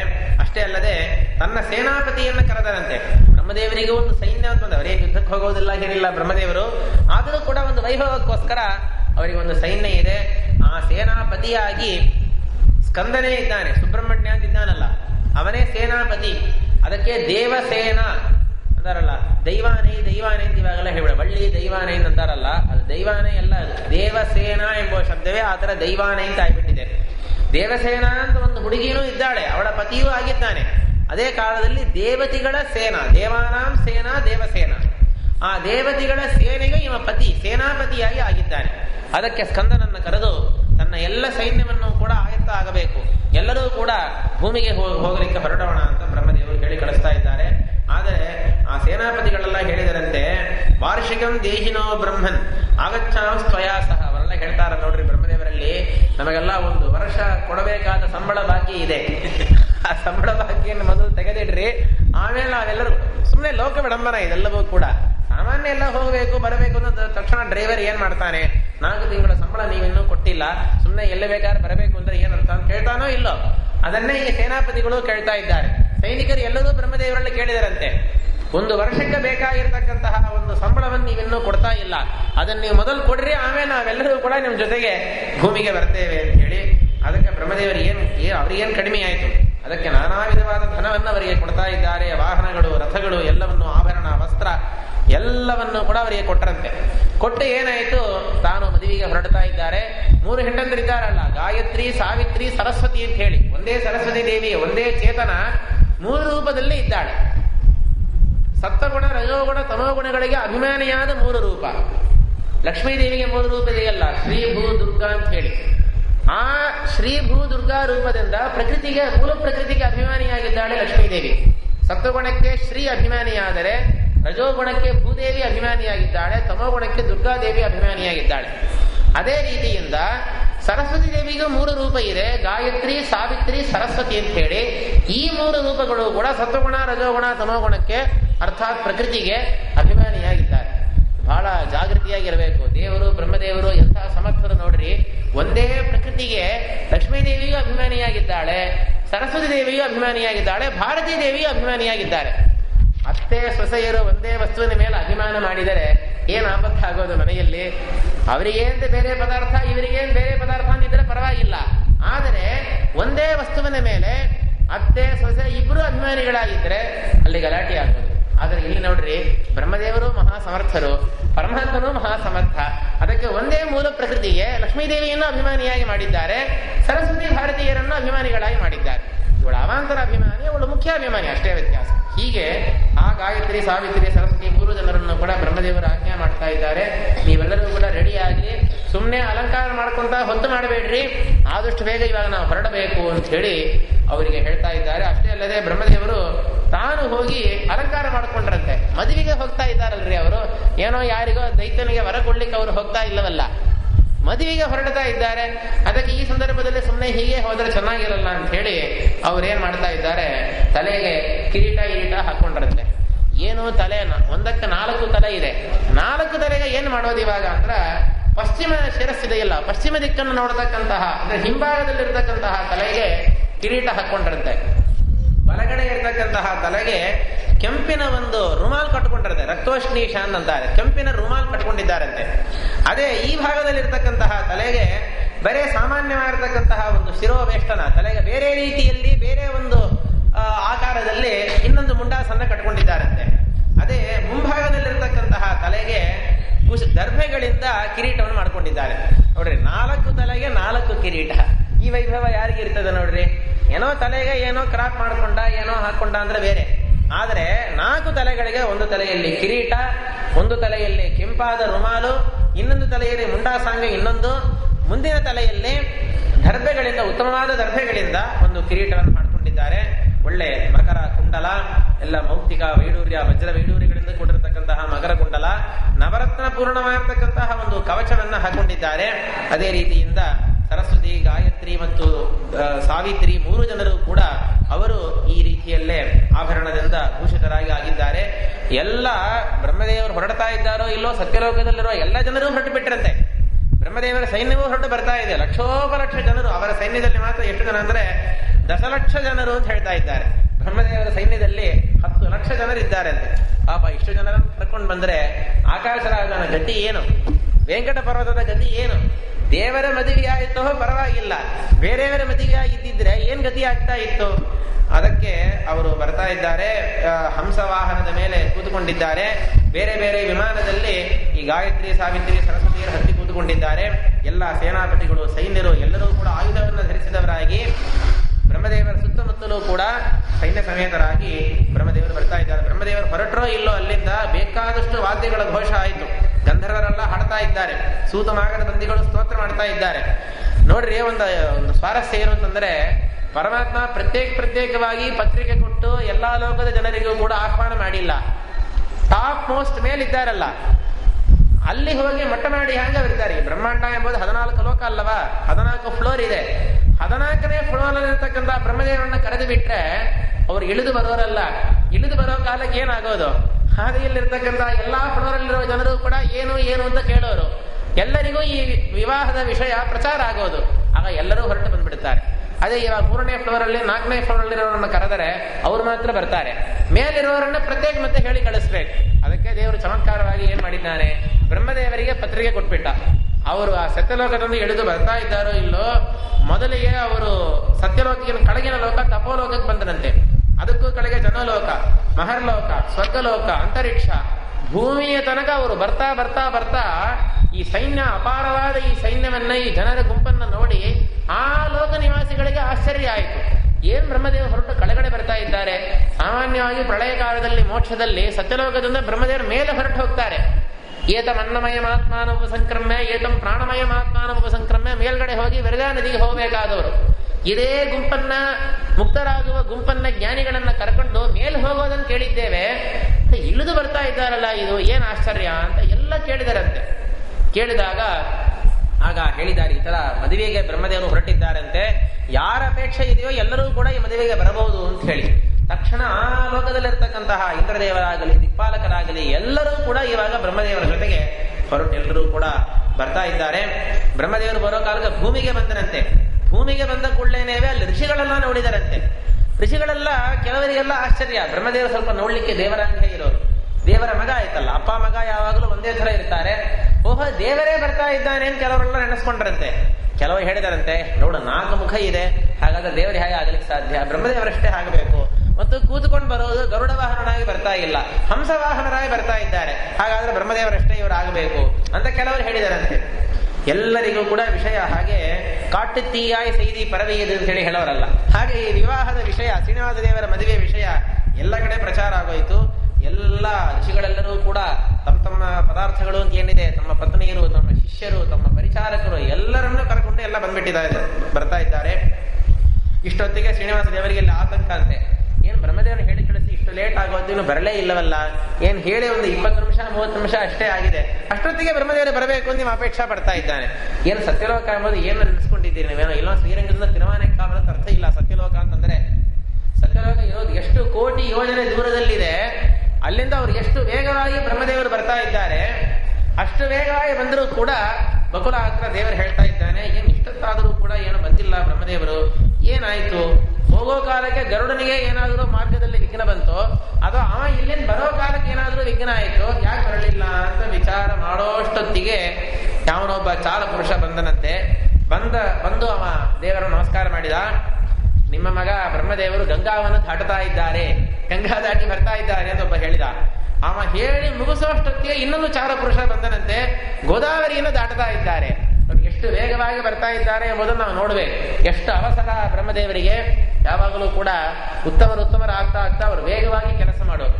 ಎಷ್ಟೆಷ್ಟು ನೀಚರು ಅವರು ನಿಧಾನವಾಗಿ ಕೆಲಸ ಮಾಡ್ತಾರೆ. ಇನ್ನು ಮೇಲೆ ಹೋಗೋರು ಬೇಗ ಕೆಲಸ ಮಾಡ್ತಾರೆ. ಎಷ್ಟು ವೇಗ ನೋಡ್ರಿ. ಮೊದಲನೇ ಚಾರ ಪುರುಷ ಬಂದನೋ ಇಲ್ಲ, ಅವ ಹೇಳ್ತಾ ಇದ್ದಾರೆ ಗಂಗಾವನ್ನು ದಾಟ್ತಾ ಇದ್ದಾನೆ ಅಂತ ಹೇಳಿ. ಅವ ಹೇಳಿ ಬಾಯಿ ಮುಚ್ಚಿಲ್ಲ. ಎರಡನೇ ಬಂದ, ಆಯ್ತು ಗೋದಾವರಿಯನ್ನು ದಾಟಿ ಆಯ್ತು ಅಂತ ಹೇಳಿ. ಮೂರನೇದಾಗಿ ಗರುಡನೇ ಬಂದ್ಬಿಟ್ಟಂತೆ. ಅವ ಹೇಳಿದನಂತೆ, ಆಯ್ತು ಈಗ ಆಂಧ್ರ ಪ್ರದೇಶಕ್ಕೆ ಬಂದಾಯ್ತು, ತೆಲಂಗಾಣ ದಾಟಿ ಆಯ್ತು, ಇವಾಗ ಕೃಷ್ಣಾ ನದಿಯನ್ನ ದಾಟಿ ಇವಾಗ ಶ್ರೀಶೈಲ ಪರ್ವತಕ್ಕೆ ಬಂದಾಯ್ತು ಅಂತ ಹೇಳಿ ಗರುಡ ಹೇಳಿದನಂತೆ. ಸರಿ ಆಯ್ತು, ಶ್ರೀಶೈಲ ಪರ್ವತಕ್ಕೆ ಬಂದ ಮೇಲೆ ನಾವೇ ಹೋಗಿ ನಮ್ಮ ಮಗನನ್ನು ಕರ್ಕೊಂಡು ಬರೋಣ ಅಂತ ಹೇಳಿ ತಕ್ಷಣದಲ್ಲಿ ಏನ್ ಮಾಡಿದ್ದಾರೆ, ಶ್ರೀನಿವಾಸ ದೇವರು ಕೂಡ ಹೊರಟಿದ್ದಾರೆ. ಅಷ್ಟೊತ್ತಿಗೆ ಅವರು ಹೊರಡೋಷ್ಟೊತ್ತಿಗೆ ವಿಶ್ವಕ್ಸೇನ ಬಂದನಂತೆ. ಅವ ಲಾಸ್ಟ್ ಆಗಿ ಬಂದವ. ಅವ ಹೇಳಿದ, ಆಯ್ತು ಇಲ್ಲೇ ಬಂದಾಯ್ತು, ತುಂಬುರು ತೀರ್ಥಕ್ಕೆ ಬ್ರಹ್ಮದೇವರು ಬಂದಾಯ್ತು, ಅದೇ ರಾಯಲ್ ಸೀಮಾಗೆ ಬಂದಾಯ್ತು ಅಂತ, ತೆಲಂಗಾಣ ದಾಟಿ ಸೀಮಾಂಧ್ರಾಗೆ ಬಂದ್ಬಿಟ್ಟಿದ್ದಾರೆ ಅಂತೇಳಿ ಹೇಳಿದ್ದಾರೆ. ಸರಿ ಆಯ್ತು ಅಂತ ಹೇಳಿ ಪರಮಾತ್ಮನು ಕೂಡ ಗರುಡನ ಮೇಲೆ ಕೂತ್ಕೊಂಡ. ಉತ್ತರ ದಿಕ್ಕಿಗೆ ಅಭಿಮುಖನಾಗಿ ಗರುಡ ಹೋಗ್ತಾ ಇದ್ದಾನೆ. ಗರುಡ ಹೋಗುವಷ್ಟೊತ್ತಿಗೆ ವಿಶ್ವಕ್ಸೇನ ಇನ್ನೂ ಮುಂದೆ ಹೋಗ್ಬಿಟ್ಟಂತೆ ಬ್ರಹ್ಮದೇವರ ಹತ್ರ. ಯಾಕಂದ್ರೆ ದೇವರು ಬರ್ತಾ ಇದ್ದಾನೆ ಅಂತ ಬ್ರಹ್ಮದೇವರಲ್ಲಿ ಹೇಳ್ಬೇಕಲ್ಲ. ಇಷ್ಟೊತ್ತಿಗೆ ಬ್ರಹ್ಮದೇವರು ಬರ್ತಾ ಇದ್ದಾರೆ, ದೇವರಲ್ಲಿ ವಿಷಯ ಬಂತು, ಶುದ್ಧಿ ಬಂತು. ದೇವರು ಹೊರಟು ಇವಾಗ ಬ್ರಹ್ಮದೇವರನ್ನು ಎದುರುಗೊಳ್ಳೋದಕ್ಕೋಸ್ಕರ ದೇವರೇ ಬರ್ತಾ ಇದ್ದಾನೆ ಎಂಬ ವಿಷಯವನ್ನ ವೇಗವಾಗಿ ಹೇಳಲಿಕ್ಕೆ ವಿಶ್ವಕ್ಸೇನ ಓಡಿ ಹೋಗಿ ಗರುಡನಕ್ಕಿಂತ ವೇಗವಾಗಿ ಮುಂದೆ ಹೋಗಿ ಬ್ರಹ್ಮದೇವರಲ್ಲಿ ಹೇಳಿದನಂತೆ, ನಿಮ್ ತಂದೆ ಬರ್ತಾ ಇದ್ದಾರೆ ಅಂತ ಹೇಳಿ. ತಂದೆ ಬರ್ತಾ ಇದ್ದಾರೆ ಎಂಬ ಮಾತನ್ನ ಕೇಳಿದ ತಕ್ಷಣ ಹಂಸವಾಹನದಿಂದ ಬ್ರಹ್ಮದೇವರು ಇಳಿದು ಬಿಟ್ರಂತೆ. ದೇವರು ಬರೋ ಕಾಲಕ್ಕೆ ನಾವು ವಾಹನದಲ್ಲಿ ನಾವು ಕೂತಿರಬಾರದು. ನಾವೆಲ್ಲ ಹಾಗೆ ಮಾಡ್ತೇವೆ. ಇಲ್ಲಿ ರಂಗನಾಥ ದೇವರ ಉತ್ಸವ ಆಗ್ತಾ ಇರ್ತದೆ, ಗರುಡ ವಾಹನದಲ್ಲೋ ಏನೋ ವಾಹನದಲ್ಲಿ ದೇವರು ಹೋಗ್ತಾ ಇರ್ತಾನೆ. ನಾವು ನಮ್ಮ ಸ್ಕೂಟರಲ್ಲೇ ನಾವು ಹೋಗ್ತಾ ಇರ್ತೇವೆ, ಸ್ಕೂಟರಲ್ಲಿ ಕಾರಲ್ಲಿ ನಾವು ಹೋಗ್ತಾ ಇರ್ತೇವೆ. ದೇವರ ಎದುರಿಗೆ, ಗುರುಗಳ ಎದುರಿಗೆ ನಾವು ವಾಹನದಲ್ಲಿ ನಾವು ಕೂತಿರಬಾರದು. ಅದಕ್ಕೆ ಪರಮಾತ್ಮ ಬರ್ತಾ ಇದ್ದಾನೆ ಗರುಡನ ಮೇಲೆ ಅಂತ ನಾವು ಶುದ್ಧಿಯನ್ನು ಕೇಳಿದ ಕೂಡಲೇನೆ ಬ್ರಹ್ಮದೇವ ಏನ್ ಮಾಡಿದ್ದಾರೆ, ತನ್ನ ಹಂಸವಾಹನದಿಂದ ಇಳಿದೇ ಬಿಟ್ರು. ಎರಡೂ ಕೈಗಳನ್ನು ಕೂಡ ಕಟ್ಟಿಕೊಂಡು ನಿಂತಿದ್ದಾರೆ. ದೇವರು ಯಾವಾಗ ಬರ್ತಾನೆ ಅಂತ ಕಾಯ್ತಾ ಇದ್ದಾರೆ. ಆವಾಗ ಪರಮಾತ್ಮ ಬಂದ ಕೂಡಲೇನೆ ಸಾಷ್ಟಾಂಗವಾಗಿ ಬ್ರಹ್ಮದೇವರು ಶ್ರೀನಿವಾಸ ದೇವರಿಗೆ ನಮಸ್ಕಾರ ಮಾಡ್ತಾ ಇದ್ದಾರೆ. ಶ್ರೀನಿವಾಸ ದೇವರು ಹೇಳ್ತಾರೆ, ಎಷ್ಟು ದಿವಸ ಆಯ್ತಪ್ಪ ನಿನ್ನನ್ನು ನೋಡಿ, ನೀನು ಎಷ್ಟು ಸ್ವರ್ಗ ಹೋಗಿದ್ದಿ. ಅದಕ್ಕೆ ಬ್ರಹ್ಮದೇವ ಹೇಳ್ತಾರೆ, ನೀನೆಷ್ಟು ಸ್ವರ್ಗ ಹೋಗಿದ್ದೀಯಪ್ಪ, ಅಂಡರ್ಸ್ಟ್ಯಾಂಡ್ ಅಭಿಚಾಕ ಶೀತಿ, ಯಾವ ಭೋಗವನ್ನು ಮಾಡದೇನೇವೆ ನೀನು ಪುಷ್ಟವಾಗಿದ್ದಾನಂತೆ. ಆದರೂ ಕೂಡ ಬ್ರಹ್ಮದೇವರು ಸುಮ್ಮನೆ ಹೇಳ್ತಾರೆ, ಎಷ್ಟು ದಿವಸ ಆಯ್ತು ನಿನ್ನನ್ನು ನೋಡಿ, ಅದಕ್ಕೆ ಈ ಕೃಷ್ಣನಾಗಿ ಬಿಟ್ಟಿದೆಯಲ್ಲ, ಏನು ಶುದ್ಧಿ, ಯಾಕಿಲ್ಲ ಬರಬೇಕಾಗಿತ್ತು, ಎಷ್ಟು ನಾನು ಹುಡುಕಿದೆ ಗೊತ್ತಾ ನಿಮ್ಮನ್ನ. ವೈಕುಂಠ, ಶ್ವೇತದ್ವೀಪ, ಅನಂತಾಸನ, ಒಂದಕ್ಕೆ 3 ಮನೆ ಇದೆ. 3 ಮನೆಯಲ್ಲೂ ಕೂಡ ಹುಡುಕಿ ನೋಡಿದೆ, ಎಲ್ಲೂ ಕೂಡ ಸಿಕ್ಕಿಲ್ಲ. ಗರುಡ ಹೇಳಿದ ಮೇಲೆ ಗೊತ್ತಾಯ್ತು ವೆಂಕಟ ಪರ್ವತದಲ್ಲಿ ಇದ್ದೀರಂತೆ ಅಂತ ಹೇಳಿ ಶ್ರೀನಿವಾಸ ದೇವರು ಮತ್ತು ಬ್ರಹ್ಮದೇವರಿಬ್ಬರು ನೋಡಿ ಇಬ್ಬರಿಗೂ ಮಾತಾಡ್ಲಿಕ್ಕಾಗಿಲ್ಲ ಅಂತೆ. ಅಷ್ಟೊಂದು ಆನಂದ ಭಾಷ್ಪ ಇಬ್ಬರಿಗೂ ಕೂಡ. ಸುಮ್ಮನೆ ಇದೆಲ್ಲ ಲೋಕ ವಿಡಂಬನ, ಅವರಿಗೂ ಎಲ್ಲ ಗೊತ್ತಿದೆ, ಇವರಿಗೂ ಎಲ್ಲ ಗೊತ್ತಿದೆ. ಅದಕ್ಕೇನಾಯಿತು, ಹಾಗೆ ಕಣ್ಣಲ್ಲಿ ನೀರು ಬರ್ತಾ ಇದೆ, ಕಂಠ ಗದ್ಗದವಾಗಿ ಆಗ್ತಾ ಇದೆ. ಇಬ್ಬರು ಪರಸ್ಪರ ಆಲಿಂಗನ ಮಾಡ್ಕೊತಾ ಇದ್ದಾರೆ, ಒಬ್ಬರನ್ನೊಬ್ಬರು ನೋಡ್ತಾ ಇದ್ದಾರೆ ಅಷ್ಟೇ ಹೊರತು ಇಬ್ಬರಿಗೂ ಮಾತಾಡ್ಲಿಕ್ಕೆ ಆಗ್ತಾ ಇಲ್ಲ. ಅಷ್ಟೊಂದು ಭಕ್ತಿ ಇವರಿಗೆ, ಅಷ್ಟೊಂದು ಅನುಗ್ರಹ ಅವನಿಗೆ. ಹೀಗೆ ಪರಮಾನಂದವಾಗಿದ್ದಾರಂತೆ. ದೇವತೆಗಳೆಲ್ಲ ನೋಡಿ ಆವಾಗ ಮಾತಾಡ್ತಾರಂತೆ, ಏನ್ ನಾಟಕ ಆಗ್ತಾ ಇರೋದು, ಅಪ್ಪ ಮಗ ಇಬ್ರು ಸೇರ್ಕೊಂಡು. ನತೇನ ಸದೃಶ ಪುತ್ರ ನತೇನ ಜನಕೋ ಭುವಿ, ಇವರಿಗೆ ಸಮಾನನಾದ ಮಗ ಜಗತ್ತಲ್ಲಿ ಇಲ್ಲ, ಇವನಿಗೆ ಸಮಾನನಾದ ತಂದೆ ಇಲ್ಲ ಜಗತ್ತಲ್ಲಿ. ಅಂತಹ ತಂದೆ ಮಗನಾಗಿ ಇದ್ದುಕೊಂಡು ಈ ತರ ಏನು ಆನಂದ ಭಾಷ್ಪವನ್ನು ಬಿಡೋದು, ಎಷ್ಟು ದಿವಸ ಆಯಿತು ನಿನ್ನನ್ನು ನೋಡಿ ಅಂತ ಅನ್ನೋದು. ಪರಮಾತ್ಮನಂತೋ ವ್ಯಾಪ್ತ, ಎಲ್ಲಾ ಕಡೆಯೂ ಬ್ರಹ್ಮದೇವರನ್ನು ನೋಡ್ತಾನೆ ಇದ್ದಾನೆ. ಬ್ರಹ್ಮದೇವರು ಕೂಡ ನಿತ್ಯಾಪರೋಕ್ಷಗಳು. 100 ಜನ್ಮಗಳ ಹಿಂದೇನೇವೇ ಅವರಿಗೆ ಅಪರೋಕ್ಷ ಜ್ಞಾನ ಬಂದ್ಬಿಟ್ಟಿದೆ. ಸದಾ ಎಲ್ಲ ಕಾಲದಲ್ಲಿಯೂ ಕೂಡ ದೇವರನ್ನ ಅಪರೋಕ್ಷವಾಗಿ ಅವರು ನೋಡ್ತಾ ಇದ್ದಾರೆ. ಒಂದು ಕ್ಷಣವೂ ಕೂಡ ದೇವರನ್ನು ನೋಡದೆ ಬ್ರಹ್ಮದೇವರು ಇಲ್ಲವೇ ಇಲ್ಲ. ಅವರಿಗಂತೂ ನಿದ್ದೆ ಇಲ್ಲ. ನಿದ್ದೆ ಮಾಡಿದರೆ ದೇವರನ್ನು ನೋಡದೇ ಇರಬಹುದು. ನಿದ್ದೆ ಅವರಿಗೆ ಸಂಸಾರದಲ್ಲೇ ಅವರಿಗೆ ನಿದ್ದೆ ಇಲ್ಲ. ಮೋಕ್ಷಕ್ಕೆ ಹೋದ ಮೇಲೆ ಎಲ್ಲಿಂದ ಅವರಿಗೆ ನಿದ್ದೆ ಇರಬೇಕು. ಆದ್ರಿಂದ 24 ತಾಸಲ್ಲಿ ಒಂದು ಕ್ಷಣವೂ ಕೂಡ ಬಿಡದೆ ಬ್ರಹ್ಮದೇವರು, ವಾಯುದೇವರು ಸದಾ ಪರಮಾತ್ಮನ ನೋಡ್ತಾನೇ ಇದ್ದಾರೆ. ಆದ್ರೆ ಅವರು ಹೇಳೋ ಮಾತು, ನಿನ್ನ ನೋಡಿ ಎಷ್ಟು ದಿವಸ ಆಯಿತು ಅಂತ. ಆಮೇಲೆ ನಿಧಾನವಾಗಿ ಬ್ರಹ್ಮದೇವರು ಎಲ್ಲ ಶುದ್ಧಿಯನ್ನು ಕೇಳ್ತಾರೆ. ಇಲ್ಲಿ ಬರುವುದಕ್ಕೆ ಏನು ಕಾರಣ ಅಂತ ಕೇಳಿದ್ದಕ್ಕೆ ಎಲ್ಲ ಫ್ಲಾಶ್ ಬ್ಯಾಕ್ ಅನ್ನು ಕೂಡ ಮತ್ತು ಪರಮಾತ್ಮ ಎಲ್ಲ ಹೇಳಿದ. ಏನ್ ಮಾಡೋ, ಎಲ್ಲ ನಿನ್ನ ಅಮ್ಮ ಮಾಡಿದ ಗಲಾಟಿ. ದೇವರು ಹೇಳ್ತಾನೆ, ನಿನ್ ತಾಯಿ ಇದ್ದಾಳಲ್ಲ ಲಕ್ಷ್ಮೀದೇವಿ, ಸುಮ್ಮಗೆ ಏನ್ ಮಾಡ್ತಾಳ ಅವಳು, ಏನೋ ಭೃಗು ಋಷಿಗಳು ಅವ್ರು ಬಂದು ನನ್ನ ಎದೆಯಲ್ಲಿ ಕಾಲಿಂದ ಒದ್ದದ್ದಕ್ಕೆ ಅವಳು ಸಿಟ್ಟು ಮಾಡ್ಕೊಂಡು ಹೋಗ್ಬಿಟ್ಟು, ಏನ್ ಸಂಬಂಧ ಇಲ್ಲದೆ ಅವಳನ್ನು ಯಾರಾದ್ರೂ ಹೊಡೆದರ, ನನ್ನನ್ನಷ್ಟೇ ಹೊಡೆದದ್ದು, ಅದು ಅವಳ ವಾಸಸ್ಥಾನ ಅಂತೆ. ಅದಕ್ಕೋಸ್ಕರ ಕೋಪ ಮಾಡಿಕೊಂಡು ಲಕ್ಷ್ಮೀದೇವಿ ಹೀಗೆ ಹೋಗ್ಬಿಟ್ಟಿದ್ದಾಳೆ.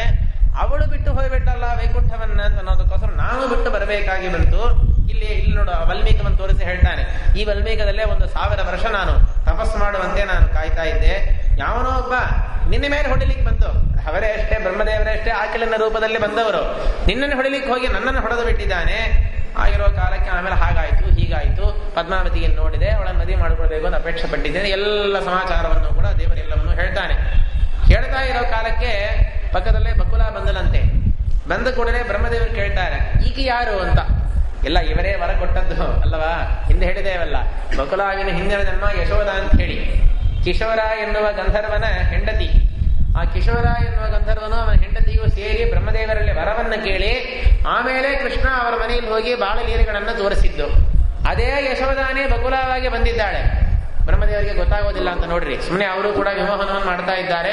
ಇವಳು ಯಾರು ಅಂತ ಕೇಳಿದಾಗ ದೇವರು ಹೇಳ್ತಾನೆ, ನನ್ನ ತಾಯಿ ಇವಳು, ನನ್ನ ತಾಯಿಗೆ ಸಮಾನ, ಸಾಕ್ಷಾತ್ ಯಶೋಧಾನೇ ಈಗ ಮತ್ತು ಬಂದಿದ್ದ. ಯಶೋಧ ಕೂಡ ತಾಯಿ ಅಲ್ಲ, ಆದರೆ ಬಳಸಿದ ಮಾತ್ರಕ್ಕೆ ಯಶೋಧ ನನಗೆ ತಾಯಿ. ಆದರೆ ಅದೇ ಯಶೋಧಾನೇ ಜನ್ಮಾಂತರದಲ್ಲಿ ಬಂದಿರೋ ಕಾಲಕ್ಕೆ ಇವಳು ನನಗೆ ತಾಯಿ ಅಷ್ಟೇ ಆಗಬೇಕು. ಅದಕ್ಕೆ ಬೇಗ ಅವಳಿಗೆ ನಮಸ್ಕಾರ ಮಾಡು. ನೋಡ್ರಿ ಆಶ್ಚರ್ಯ, ಬ್ರಹ್ಮದೇವರನ್ನು ದೇವರು ಹೇಳ್ತಾನೆ ಬಕುಲಾವಿಗೆ ನಮಸ್ಕಾರ ಮಾಡು ಅಂತ ಹೇಳಿ. ಆದ್ರೆ ದೇವರೇ ನಮಸ್ಕಾರ ಮಾಡೋ ಕಾಲಕ್ಕೆ ಬ್ರಹ್ಮದೇವರು ನಮಸ್ಕಾರ ಮಾಡಿದ್ರೆ ಏನ್ ತಪ್ಪಾಯ್ತು? ಇವ ಏನ್ ವಿಡಂಬನಕ್ಕೋಸ್ಕರ ಮಾಡ್ತಾ ಇದ್ದಾನೋ ಅದೇ ವಿಡಂಬನವನ್ನೇ ಅವರು ಮಾಡ್ತಾ ಇದ್ದಾರೆ. ಸರಿ, ತಕ್ಷಣ ದೇವರು ಹೇಳಿದ ಕೂಡಲೇನೇವೆ ಬ್ರಹ್ಮದೇವ ಬ್ರಹ್ಮದೇವರು ಸಾಷ್ಟಾಂಗವಾಗಿ ಬಕುಲಾವಿಗೆ ನಮಸ್ಕಾರವನ್ನು ಮಾಡ್ತಾ ಇದ್ದಾರೆ. ಆ ಬಕುಲಾವಿನ ವೃತ್ತಾಂತವನ್ನು ಕೂಡ ದೇವರು ಹೇಳ್ತಾನೆ. ಯಶೋದಾನೆ ಮತ್ತೆ ಬೇರೆ ಜನ್ಮದಲ್ಲಿ ಬಕುಲ ಅಂತ ಬಂದಿದ್ದಾಳೆ ಅಂತ ಆ ಸಮಾಚಾರವನ್ನು ಹೇಳ್ತಾನೆ. ಹೀಗೆ ಬ್ರಹ್ಮದೇವರು ಪರಮಾತ್ಮ ಇವರು ಮಾತಾಡ್ತಾ ಇದ್ದಾರೋ ಇಲ್ಲೋ, ತಕ್ಷಣನೇ ವಾಯುದೇವರು ಬಂದು ಸೇರಿದರಂತೆ. ಒಂದು ದಿಕ್ಕಿನಿಂದ ವಾಯುದೇವರು ಬರ್ತಾ ಇದ್ದಾರೆ. ಅಷ್ಟೊತ್ತಿಗೆ ಇವನ ಮೊಮ್ಮಗನಾಗಿರ್ತಕ್ಕಂತಹ ರುದ್ರದೇವರು ಅವರು ಕೈಲಾಸದಿಂದ ಅವರು ಬಂದುಬಿಟ್ರು. ಬ್ರಹ್ಮದೇವರು ಬ್ರಹ್ಮ ರುದ್ರ ವಾಯು ಈ ಮೂರು ದೇವತೆಗಳು ಬಂದರೋ ಇಲ್ಲೋ, ತಕ್ಷಣದಲ್ಲಿ ಹಿಂದೆ ಹಿಂದೆ ಹಿಂದೆ ಹಿಂದೆ ಎಲ್ಲಾ ದಿಕ್ಪಾಲಕರು ಎಲ್ಲಾ ಲೋಕಪಾಲಕರು ಕೂಡ ಬರ್ತಾ ಇದ್ದಾರೆ. ಮೊದಲಿಗೆ ಕುಬೇರ ಬಂದು ಸೇರಿದ, ನರವಾಹನನಾಗಿ ಬಂದು ಸೇರಿದ್ದಾನೆ. ಸ್ವಾಹ ಸ್ವಧಾ ಎನ್ನುವ ಎರಡು ಪತ್ನಿಯರಿಂದ ಕೂಡಿಕೊಂಡು ಮೇಷವಾಹನನಾಗಿ ಅಗ್ನಿ ಬಂದು ಸೇರಿದ್ದಾನೆ. ಅಗ್ನಿಯನ್ನು ನೋಡಿ ಬಹಳ ಸಂತೋಷ ಆಯಿತು. ಎಲ್ಲರನ್ನೂ ಆಲಿಂಗನ ಮಾಡಿಕೊಂಡ. ಎಲ್ಲರೂ ದೇವರಿಗೆ ನಮಸ್ಕಾರ ಮಾಡ್ತಾ ಇದ್ದಾರೆ. ಆಮೇಲೆ ಪ್ರೇತಪತಿ ಯಾರು ಯಮದೇವರು, ಅವರು ತನ್ನ ದೂತಗಳಿಂದ ಸೇರಿಕೊಂಡು ಅವರು ತನ್ನ ವಾಹನ ಮಹಿಷವಾಹನ ಇದೆಯಲ್ಲ ಎಮ್ಮೆ ವಾಹನ, ಅದರ ಮೇಲೆ ಕೂತುಕೊಂಡು ಅವರು ವೆಂಕಟಾಚಲಕ್ಕೆ ಬಂದಿದ್ದಾರೆ. ಅವನ ಜೊತೆಗೆ ಚಿತ್ರಗುಪ್ತ ಬಂದಿದ್ದಾನೆ. ಆಮೇಲೆ ವರುಣ ಅವ ನಕ್ರ ವಾಹನ ಮಕರ ವಾಹನ, ಆ ವಾಹನದ ಮೇಲೆ ಕೂತುಕೊಂಡವನಾಗಿ ಗಂಗಾ ತನ್ನ ಹೆಂಡತಿ ಗಂಗಾ ಇದ್ದಾಳಲ್ಲ ಅವಳ ಜೊತೆಗೆ ಕೂತುಕೊಂಡು ಅವನು ಈ ನಾರಾಯಣ ಪರ್ವತಕ್ಕೆ ಬಂದಿದ್ದಾನೆ.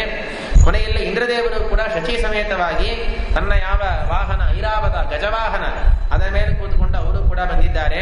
ನೋಡ್ರಿ, ಒಂದು ಸ್ವಾರಸ್ಯ ಏನು ಅಂತಂದ್ರೆ ಒಂದೊಂದು ದೇವತೆಗಳಿಗೆ ಒಂದೊಂದು ವಾಹನ ಇದೆ. ನಾವು ಅನೇಕ ಸರ್ತಿ ನಾವು ಹೇಳಿದ್ದೇವೆ. ಆದರೆ ಎಲ್ಲಾ ವಾಹನಗಳು ಕೂಡ ಒಂದು ಮೃಗ.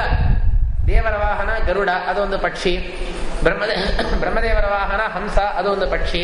ರುದ್ರದೇವರ ವಾಹನ ನಂದಿಕೇಶ್ವರ, ಅದು ಎತ್ತು. ಇಂದ್ರದೇವರ ವಾಹನ ಅದು ಐರಾವತ, ಅದು ಆನೆ. ಮಕರ ವಾಹನ, ಮೇಷವಾಹನ, ಮಹಿಷ ವಾಹನ, ಎಲ್ಲ ಪಶುಪಕ್ಷಿಗಳೇ ವಾಹನವಾಗಿದೆ.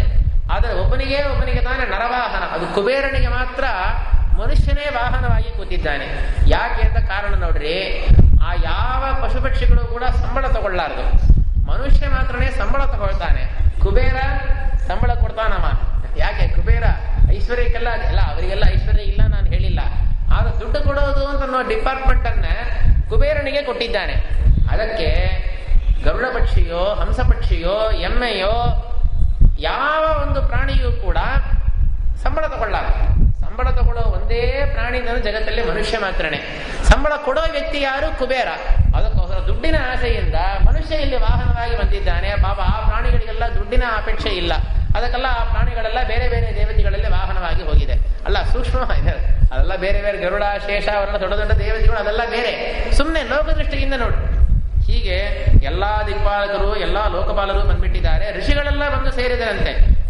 ಭಾರಿ ಮಡಿ ಮೇಲಿಗೆ ಮಾಡತಕ್ಕಂಥವ್ರು. ದೇವತೆಗಳ ಸ್ವಲ್ಪ ಹಿಂದೆ ಮುಂದೆ ಆದರೂ ಪರವಾಗಿಲ್ಲ ಅಂತಾರೆ.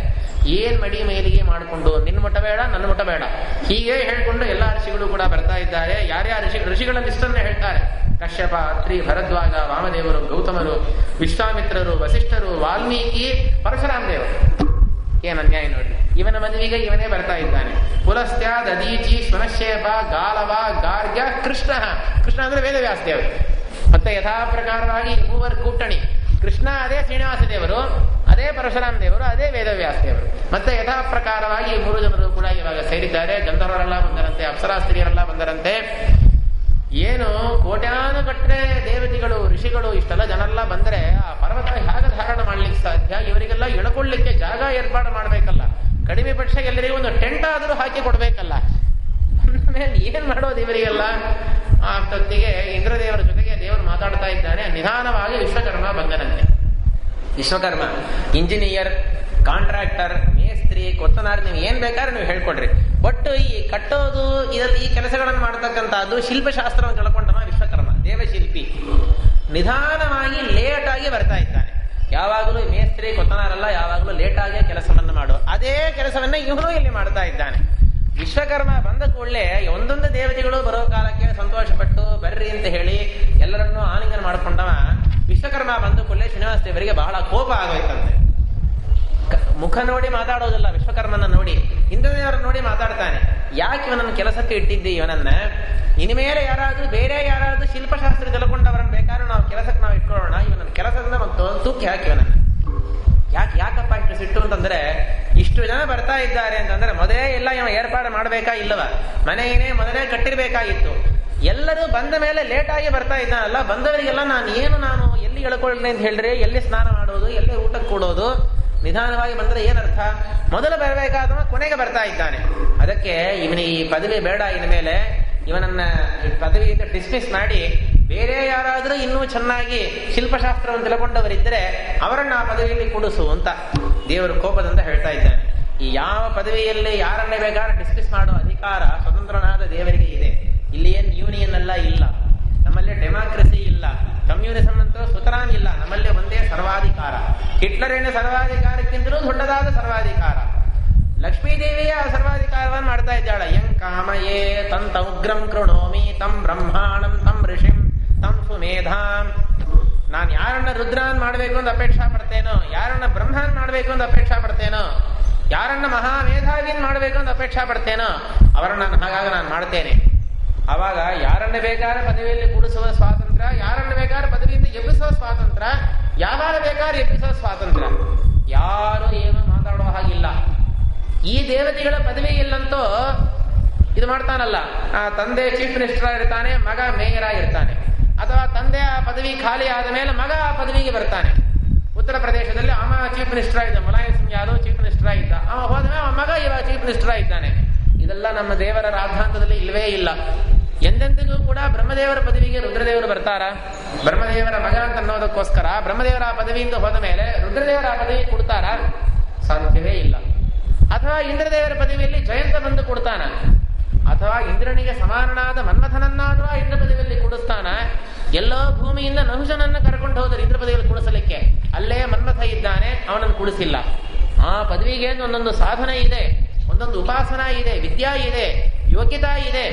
ಆ ಸಾಧನ ಪೂರ್ಣರಾದವರನ್ನ ಮಾತ್ರ ಪದವಿಯಲ್ಲಿ ಕೂಡಿಸಲಿಕ್ಕೆ ಸಾಧ್ಯವೇ ಹೊರತು ಮಗನ ಇದ್ದಾನೆ, ಮೊಮ್ಮಗನ ಇದ್ದಾನೆ, ಅವ ಹೋದ ಅಂತಂದ್ರೆ ಅವನ ಮಗನಿಗೆ ಪದವಿ ಕೊಡೋದು ಇದೆಲ್ಲ ನಮ್ಮ ದೇವರ ಅಧಿಕಾರದಲ್ಲಿ ಯಾವುದೂ ಇಲ್ಲೇ ಇಲ್ಲ. ದೇವರಿಗೆಲ್ಲ ಮಾಡೋದೇ ಇಲ್ಲ.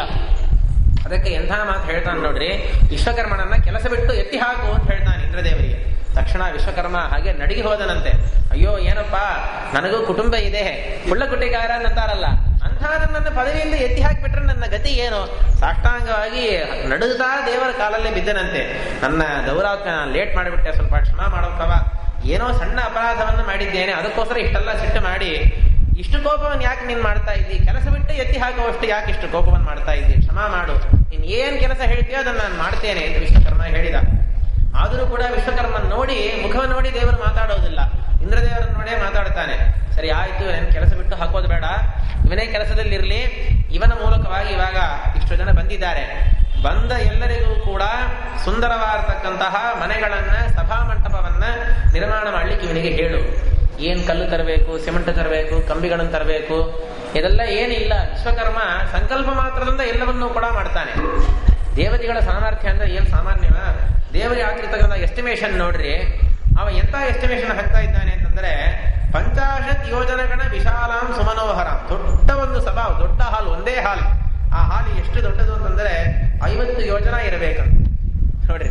ಒಂದು ಯೋಜನ ಅಂತಂದ್ರೆ 12 ಮೈಲು, 50 ಯೋಜನ ಅಂತಂದ್ರೆ ಎಷ್ಟಾಗ್ತದ? 600 ಮೈಲಿಗೆ ಒಂದು ಸಭಾವನ್ನ ಕಟ್ಟು, ದೊಡ್ಡ ಒಂದು ಹಾಲನ್ನ ಕಟ್ಟು ಅಂತ ಹೇಳ್ತಾ ಇದ್ದಾನೆ. ಅಷ್ಟೇ ಅಲ್ಲದೆ 30 ಯೋಜನ ಈ ಕಡೆ, ಇದು ಅಗಲ 30 × 14 ಅಂತಾರಲ್ಲ, ಹಾಗೆ ಇದು 30-50.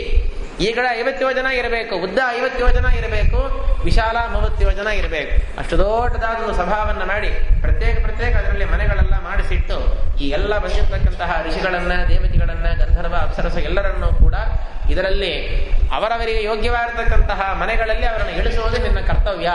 ಇದೆಲ್ಲವೂ ಕೂಡ ತಕ್ಷಣದಲ್ಲಿ ಕೆಲಸ ಆಗಬೇಕು. ಏನು 1 ವರ್ಷ ಆಗ್ತದೆ, 2 ವರ್ಷ ಆಗ್ತದೆ, ಕರೆಕ್ಷನ್ ಮಾಡೋದು ಅದೆಲ್ಲ ಬೇಡ. ತಕ್ಷಣದಲ್ಲೇ ಮಾಡಬೇಕು. ತಕ್ಷಣದಲ್ಲೇ ಮಾಡಿ ಎಲ್ಲರನ್ನೂ ಇಲ್ಲಿ ನೀನು ಅಕಾಮಡೇಟ್ ಮಾಡಬೇಕಾಗಿದೆ ಅಂತ ಪರಮಾತ್ಮ ಆಜ್ಞೆ ಏನ್ ಮಾಡಿದ್ದಾನೆ.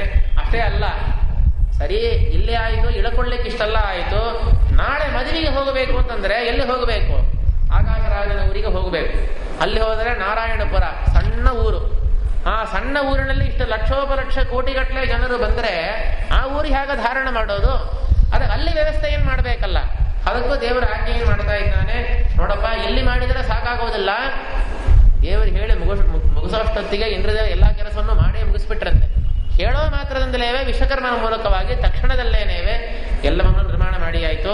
ಆಮೇಲೆ ದೇವರು ಹೇಳಿದ, ಇಲ್ಲಿಂದ ಮುಂದೆ ಆಕಾಶರಾಜನ ಊರಿಗೆ ಹೋಗಿ, ನಾರಾಯಣಪುರಕ್ಕೆ ಹೋಗಿ ಅಲ್ಲಿಯೂ ಇದೇ ರೀತಿಯಲ್ಲಿ ಮನೆಗಳನ್ನ ಮಾಡಿ ಇಡಬೇಕು ಅಂತ ದೇವರ ಆಜ್ಞೆ ಮಾಡಿದ್ದಾನೆ. ದೇವರ ಆಜ್ಞಾವನ್ನು ಶಿರಸಾವಹನ ಮಾಡಿ ತಕ್ಷಣದಲ್ಲೇ ಇಂದ್ರದೇವರು ಹೊರಟು ಹೋಗಿದ್ದಾರೆ. ಏನು ಹೋಗಿ ಆಕಾಶರಾಜನ ಹತ್ರ ಪರ್ಮಿಷನ್ ಕೇಳೋ ಅವಶ್ಯಕತಾನೇ ಇಲ್ಲ, ದೇವರೇ ಆಜ್ಞೆ ಮಾಡಿಬಿಟ್ನಲ್ಲ. ಹೋದರು. ಹೋಗಿ ಆ ನಗರವನ್ನ, ಸಣ್ಣದಾಗಿದ್ದ ನಗರವನ್ನ ವಿಶಾಲವಾಗಿ ಮಾಡಿದ್ದಾರೆ. ಅದು ನಮಗೆಲ್ಲ ಮಾಡ್ಲಿಕ್ಕೆ ಸಾಧ್ಯವಾಗೋದಾ? ಒಂದು ನಗರವನ್ನ, ಮದರಾಸನ್ನ, ಬಾಂಬೆಯನ್ನ ಎಷ್ಟು ಹಾಳಾಗಿ ಹೋಗ್ತಾ ಇದೆ.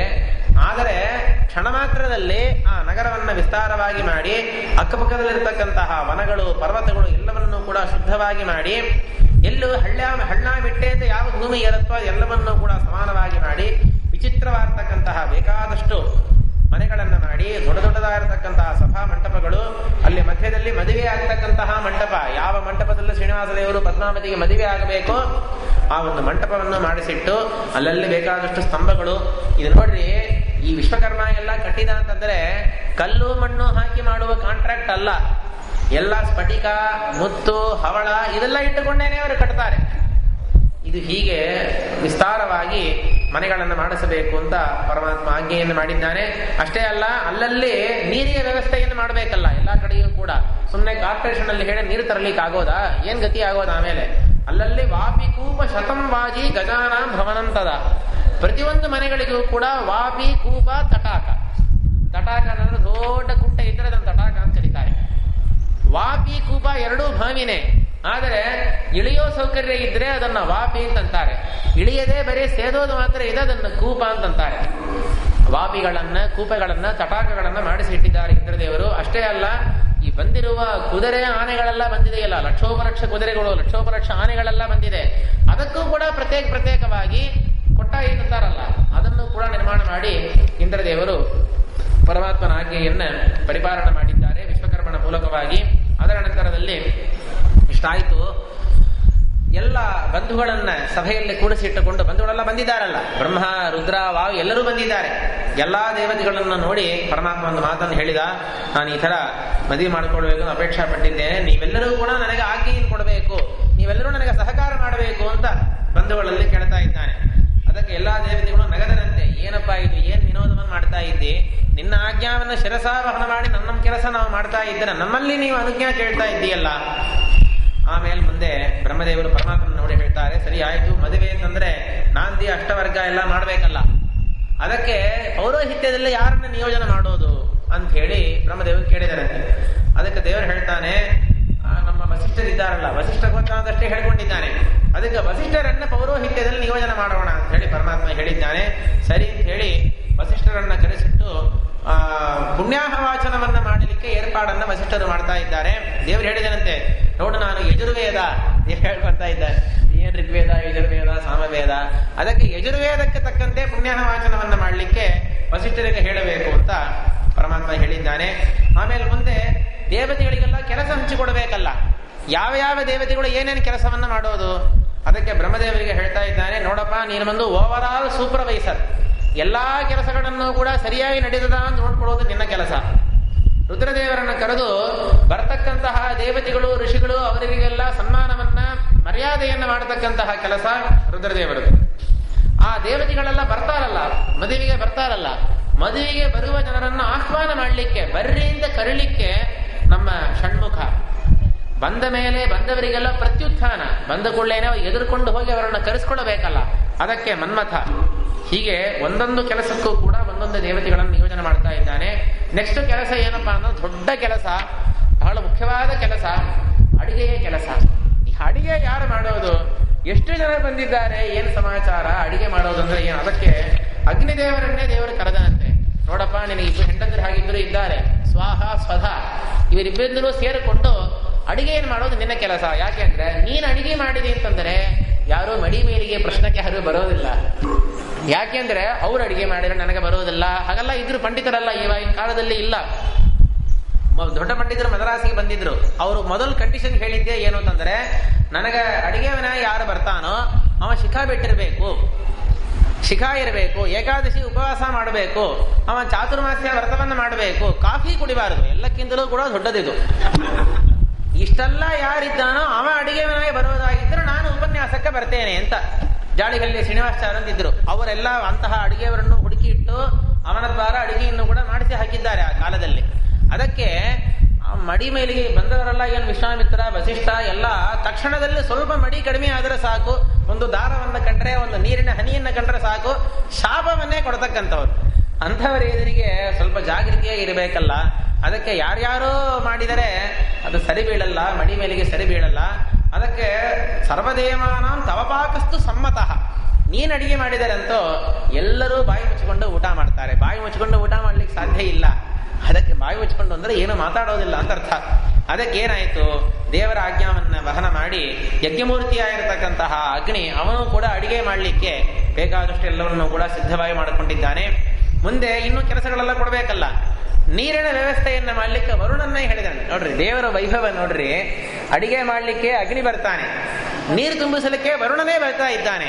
ಅಲ್ಲಲ್ಲೇ ಅಡುಕುಗಳು, ಅಲ್ಲಲ್ಲಿರ್ತಕ್ಕಂತಹ ಪಾತ್ರಗಳಲ್ಲಿ ನೀರು ತುಂಬಿಸುವ ಕೆಲಸ ವರುಣನ ಕೆಲಸ. ಒಳ್ಳೆ ಅಲ್ಲಲ್ಲಿ ಸುಗಂಧವನ್ನ ತರಿಸಲಿಕ್ಕೆ ಅದು ವಾಯು ಅಂದ್ರೆ ಈ ನಾಸಿಕ್ಯ ವಾಯು ಇದ್ದಾನಲ್ಲ ಅವನ ಕೆಲಸ. ಆಮೇಲೆ ಯಾರಾದ್ರೂ ದುಷ್ಟರು ಬಂದರೆ ಆ ದುಷ್ಟರಿಗೆ ಶಿಕ್ಷಾ ಕೊಡೋದು, ಶಿಕ್ಷರನ್ನ ಪರಿಪಾಲನೆ ಮಾಡೋದು ಆ ಕೆಲಸ ಯಮನಿಗೆ. ಯಾವಾಗಲೂ ಕೂಡ ಈ ಶಿಕ್ಷಾ ಕೊಡೋ ಕೆಲಸ ಇದೆಯಲ್ಲ, ಪನಿಷ್ಮೆಂಟ್ ಕೊಡೋ ಕೆಲಸ, ಅದು ಯಾವಾಗಲೂ ಯಮನನ್ನೇ ಆ ಕೆಲಸಕ್ಕೆ ಹಾಕೋದು. ಅವನ ಆಕಾರ ಹಾಗಿರ್ತದೆ, ದೊಡ್ಡ ಮೀಸೆ ಇಟ್ಟುಕೊಂಡು, ಕೆಂಪು ಕಣ್ಣಿಟ್ಟುಕೊಂಡು, ನೋಡಿದ್ರೇ ಎಲ್ಲರೂ ಕೂಡ ಹೆದರ್ತಾರೆ. ಅದಕ್ಕೇನಾಯಿತು, ದೇವರ ಮದುವೆ ಯಾರು ದುಷ್ಟರು ಯಾರು ಬರೋದಿಲ್ಲ. ಅಕಸ್ಮಾತ್ ಯಾರಾದರೂ ಬಂದರೆ ಅದಕ್ಕೆ ಆಳನ್ನು ಇಟ್ಟಿರ್ಬೇಕಲ್ಲ, ಬರ್ತಾರೋ ಇಲ್ಲೋ ಬೇರೆ. ದುಷ್ಟರನ್ನ ಶಿಕ್ಷಣ ಮಾಡಲಿಕ್ಕೆ ಯಮನನ್ನ ಇಟ್ಟಿದ್ದಾನೆ. ಬ್ರಾಹ್ಮಣರುಗಳಿಗೆ ದಕ್ಷಿಣೆಯನ್ನು ಕೊಡ್ಲಿಕ್ಕೆ, ವಸ್ತ್ರ ಅಲಂಕಾರಾದಿಗಳನ್ನು ಕೊಡ್ಲಿಕ್ಕೆ ಕುಬೇರನನ್ನ ಇಟ್ಟಿದ್ದಾನಂತೆ. ಆವಾಗೆಲ್ಲ ಧಾರಾಳವಾಗಿ ಕೊಡ್ತಾನವ. ಅದಕ್ಕೆ ದೊಡ್ಡ ಶ್ರೀಮಂತರಿರಬೇಕ್ರಿ. ಪಾಪ ಸಾಮಾನ್ಯ ಒಬ್ಬ ಇದ್ದ ಅಂತಂದ್ರೆ ಅವನಿಗೆ ತಗೊಳ್ಲಿಕ್ಕೂ ಮನಸ್ಸು ಬರಲಾರದು, ಕೊಡ್ಲಿಕ್ಕೂ ಮನಸ್ಸು ಬರಲಾರದು. ಅದಕ್ಕೇನಾಯಿತು, ದೊಡ್ಡ ಶ್ರೀಮಂತ ಕುಬೇರ ಅವನನ್ನ ಈ ಕೆಲಸದಲ್ಲಿ ಇಟ್ರೆ ಅವ ಬೇಕಾದಷ್ಟು ಕೊಡ್ತಾನೆ. ಅಲ್ಲಿ ಪಾಂಡವರ ರಾಜಸೂಯದಲ್ಲೂ ಹಾಗೆ ಆಯಿತು. ಧರ್ಮರಾಜ ಬ್ರಾಹ್ಮಣರಿಗೆ ದಾನ ಕೊಡುವ ವಿಷಯದಲ್ಲಿ ಕರ್ಣನನ್ನು ನಿಯೋಜನೆ ಮಾಡಿದಾಗ, ಕರ್ಣ ದಾನ ಶಿವರ ಅಂತ ಅನ್ನೋದಕ್ಕೋಸ್ಕರ, ವಾರಿ ವಾರಿ ಕೊಡೋ ಒಳ್ಳಲ್ಲವನು ಅನ್ನೋದಕ್ಕೋಸ್ಕರ ಕರ್ಣನನ್ನು ಇಟ್ಟಿದ್ದಾನೆ. ಅದೇ ತರ ದೇವರಲ್ಲಿ ಕುಬೇರನನ್ನ ಆ ಕೆಲಸ ಕೊಟ್ಟಿದ್ದಾನೆ. ಆಮೇಲೆ ಚಂದ್ರನ ಕೆಲಸ ಏನು, ರಾತ್ರಿ ಹೊತ್ತು ಎಲ್ಲ ಕಡೆ ದೀಪ ಹಚ್ಚೋದು ಚಂದ್ರನ ಕೆಲಸ ನೋಡಿ. ಹೀಗೆಲ್ಲ ಹೇಳ್ಬಿಟ್ಟು ಆಮೇಲೆ ಪಾತ್ರಗಳೆಲ್ಲ ಇದೆಯಲ್ಲ, ದೊಡ್ಡ ದೊಡ್ಡ ಪಾತ್ರಗಳು, ಆ ಪಾತ್ರಗಳೆಲ್ಲ ಶುದ್ಧ ಮಾಡುವ ಕೆಲಸ ವಸುದೇವತೆಗಳು ಅಲ್ಲ, ವಸುರುದ್ರ ಆದಿತ್ಯ ಅಂತ ಹೇಳ್ತಾರಲ್ಲ, ಆ ಎಲ್ಲ ವಸುದೇವತೆಗಳನ್ನು ಕರೆದು ಆ ಪಾತ್ರಗಳನ್ನು ಶುದ್ಧ ಮಾಡುವುದು ನಿಮ್ಮ ಕೆಲಸ ಅಂತ ಪಾತ್ರ ತೊಳೆಯುವ ಕೆಲಸವನ್ನು ಅವರಿಗೆ ಕೊಟ್ಟಿದ್ದಾನೆ. ಹೀಗೆ ಪುರಾಣ ಪುರುಷನಾರ್ತಕ್ಕಂತಹ ಪರಮಾತ್ಮ ಎಲ್ಲರಿಗೂ ಕೂಡ ಒಂದೊಂದು ಕೆಲಸವನ್ನು ಹಚ್ಚಿಕೊಟ್ಟಿದ್ದಾನೆ. ಅವರು ಕೂಡ ದೇವರ ಆಜ್ಞಾವನ್ನು ಶಿರಸ ವಹನ ಮಾಡಿ ತಮ್ಮ ತಮ್ಮ ಕೆಲಸದಲ್ಲಿ ಇಳಿದಿದ್ದಾರೆ. ಆಮೇಲೆ ನಿಧಾನವಾಗಿ ಬ್ರಹ್ಮದೇವರು ಹೇಳಿದರು, ಅಲ್ಲ ಮದುವೆ ತಂದ ಮೇಲೆ ಮಂಗಳ ಸ್ನಾನ ಮಾಡಬೇಕಲ್ಲ, ಎಣ್ಣೆ ಹಚ್ಚಿಕೊಂಡು ಕೆರೆಕೊಂಡು ಸ್ನಾನ ಮಾಡಬೇಕು, ಸ್ವಲ್ಪ ಮಂಗಳ ಸ್ನಾನ ಮಾಡಪ್ಪ. ಮಂಗಳ ಸ್ನಾನ ಮಾಡಿ ಆಮೇಲೆ ಪುಣ್ಯವಾಚನವನ್ನು ಮಾಡಿ ಇಷ್ಟದೇವತಾ ಪೂಜೆ, ಇನ್ನು ಕುಲದೇವತಾ ಪೂಜೆ ನೀನು ಮಾಡಬೇಕು. ಏನ್ ಕುಲದೇವತಾ, ಯಾರು ಇಷ್ಟದೇವತಾ ಇವನಿಗೆ? ಅದಕ್ಕೆ ಆವಾಗ ನಿಧಾನವಾಗಿ ದೇವರಿಗೆ ಲಕ್ಷ್ಮೀದೇವಿಯ ಸ್ಮರಣ ಬಂದಂತೆ. ಅಲ್ಲ ಪುಣ್ಯವಾಚನ ಕೂಡಬೇಕು ಅಂತಂದರೆ, ಮಂಗಳ ಸ್ನಾನ ಮಾಡಬೇಕು ಅಂದ್ರೆ ಹೆಂಡತಿ ಇರಬೇಕಲ್ಲ. ಅಲ್ಲ ಮದುವೆ ಇನಿಮೇನ್ ಮದುವೆ ಆಗೋದಿದೆ, ಮೊದಲೇ ಬೇರೆ ಹೆಂಡತಿ ಇದ್ದಾಳಲ್ಲ. ಅದಕ್ಕೆ ಇವಾಗ ದೇವರಿಗೆ ಬಹಳ ದುಃಖ ಆಯ್ತಂತೆ. ರುರೋಧ ಲೋಕರೀತ್ಯವ ಭಗವಾನ್ ಲೌಕಿಕೀತನು, ಅಯ್ಯೋ ಪಕ್ಕದಲ್ಲಿ ಲಕ್ಷ್ಮಿ ಇಲ್ಲವಲ್ಲ ಅಂತ ಅಂತ ಅಳ್ಳಿಕ್ಕೆ ಪ್ರಾರಂಭ ಮಾಡಿಬಿಟ್ಟಂತೆ. ಅವಾಗ ಮಾತು ಹೇಳ್ತಾನೆ, ಅಶೋಭತೆ ಸಭಾದಿವ್ಯ ತಯಾ ಬರಿಹಿತಾ ಸುತ. ಬ್ರಹ್ಮದೇವರು ನೋಡಿ ಹೇಳ್ತಾನೆ, ದೇವರು ಇಷ್ಟೆಲ್ಲ ಸಭೆಯಲ್ಲಿ ನೀವೆಲ್ಲ ಬಂದಿದ್ದೀರಿ, ಯಾರು ಎಷ್ಟು ಜನ ಬಂದರೂ ಕೂಡ ಲಕ್ಷ್ಮಿ ಇಲ್ಲದೆ ಇರೋ ಕಾಲಕ್ಕೆ ಈ ಸಭೆ ಶೋಭಿಸೋದಿಲ್ಲ. ಹಾಗೆ ಆಕಾಶದಲ್ಲಿ ಬೇಕಾದಷ್ಟು ನಕ್ಷತ್ರಗಳಿದ್ರೂ ಕೂಡ ಚಂದ್ರ ಇಲ್ಲ ಅಂತಂದ್ರೆ ಹೇಗೆ ಆಕಾಶ ಶೋಭಿಸೋದಿಲ್ಲವೋ, ಅರಣ್ಯದಲ್ಲಿ ಮರಗಳೇ ಇದ್ದಿಲ್ಲ ಅಂತಂದ್ರೆ ಹೇಗೆ ಅದು ಶೋಭಿಸೋದಿಲ್ಲವೋ, ರೆಕ್ಕೆಗಳೇ ಇಲ್ಲದೆ ಇರತಕ್ಕಂತಹ ಪಕ್ಷಿಗಳು ಹೇಗೆ ಚೆನ್ನಾಗಿರೋದಿಲ್ಲವೋ, ಹಣ್ಣು ಕೊಡದೇ ಇರತಕ್ಕಂತಹ ಮರ ಹೇಗೆ ಚೆನ್ನಾಗಿರೋದಿಲ್ಲವೋ, ದುಡ್ಡು ಇಲ್ಲದೆ ಇರತಕ್ಕಂತಹ ಬಂಧುಗಳು ಹೇಗೆ ಶೋಭಿಸೋದಿಲ್ಲವೋ, ನೋಡ್ರಿ ಎಲ್ಲ ದೇವರು ಹೇಳೋ ದೃಷ್ಟಾಂತ ನೋಡ್ರಿ. ಹಾಗೆ ತಥಾವಯಂ ಮಹಾಲಕ್ಷ್ಮ ರಹಿತ ಕಮಲಾಸನ, ನಾವೆಲ್ಲರೂ ಇದ್ರೂ ಕೂಡ ಲಕ್ಷ್ಮಿ ಇಲ್ಲದೆ ಇರೋ ಕಾಲಕ್ಕೆ ಏನೋ ಶೋಭಿಸೋದಿಲ್ಲವಲ್ಲ. ಅದಕ್ಕೆ ಏನಾದರೂ ಮಾಡಿ ಇವಾಗ ಲಕ್ಷ್ಮೀ ದೇವನ್ ಕರೆಸ್ಬೇಕಲ್ಲ ಅಂತ ನಿಜವಾಗ್ಲೂ ಫಿಸಿಕಲ್ ಆಗಿ ದೇವರು ಇವಾಗ ಅಳತಾ ಇದ್ದಾನೆ. ಅಳೋ ಕಾಲಕ್ಕೆ ರುದ್ರದೇವನೇ ಕೇಳಿದರಂತೆ, ಅಲ್ಲಪ್ಪ ಯಾಕೆ ನೀನು ರೋದನವನ್ನು ಮಾಡ್ತಾ ಇದ್ದಿ? ನನ್ನ ಕೆಲಸ ಅದು, ರೋದನಾದ್ ರುದ್ರ ಉಚ್ಛತೆ. ಅವತ್ತೇ ಹೇಳಿದೇವಲ್ಲ, ಮೊದಲು ರೋದನವನ್ನು ಮಾಡಿದವರು ರುದ್ರದೇವರು. ರೋದನ ಮಾಡಿದ್ದಕ್ಕೆ ಅವರಿಗೆ ರುದ್ರ ಅಂತ ಹೆಸರು.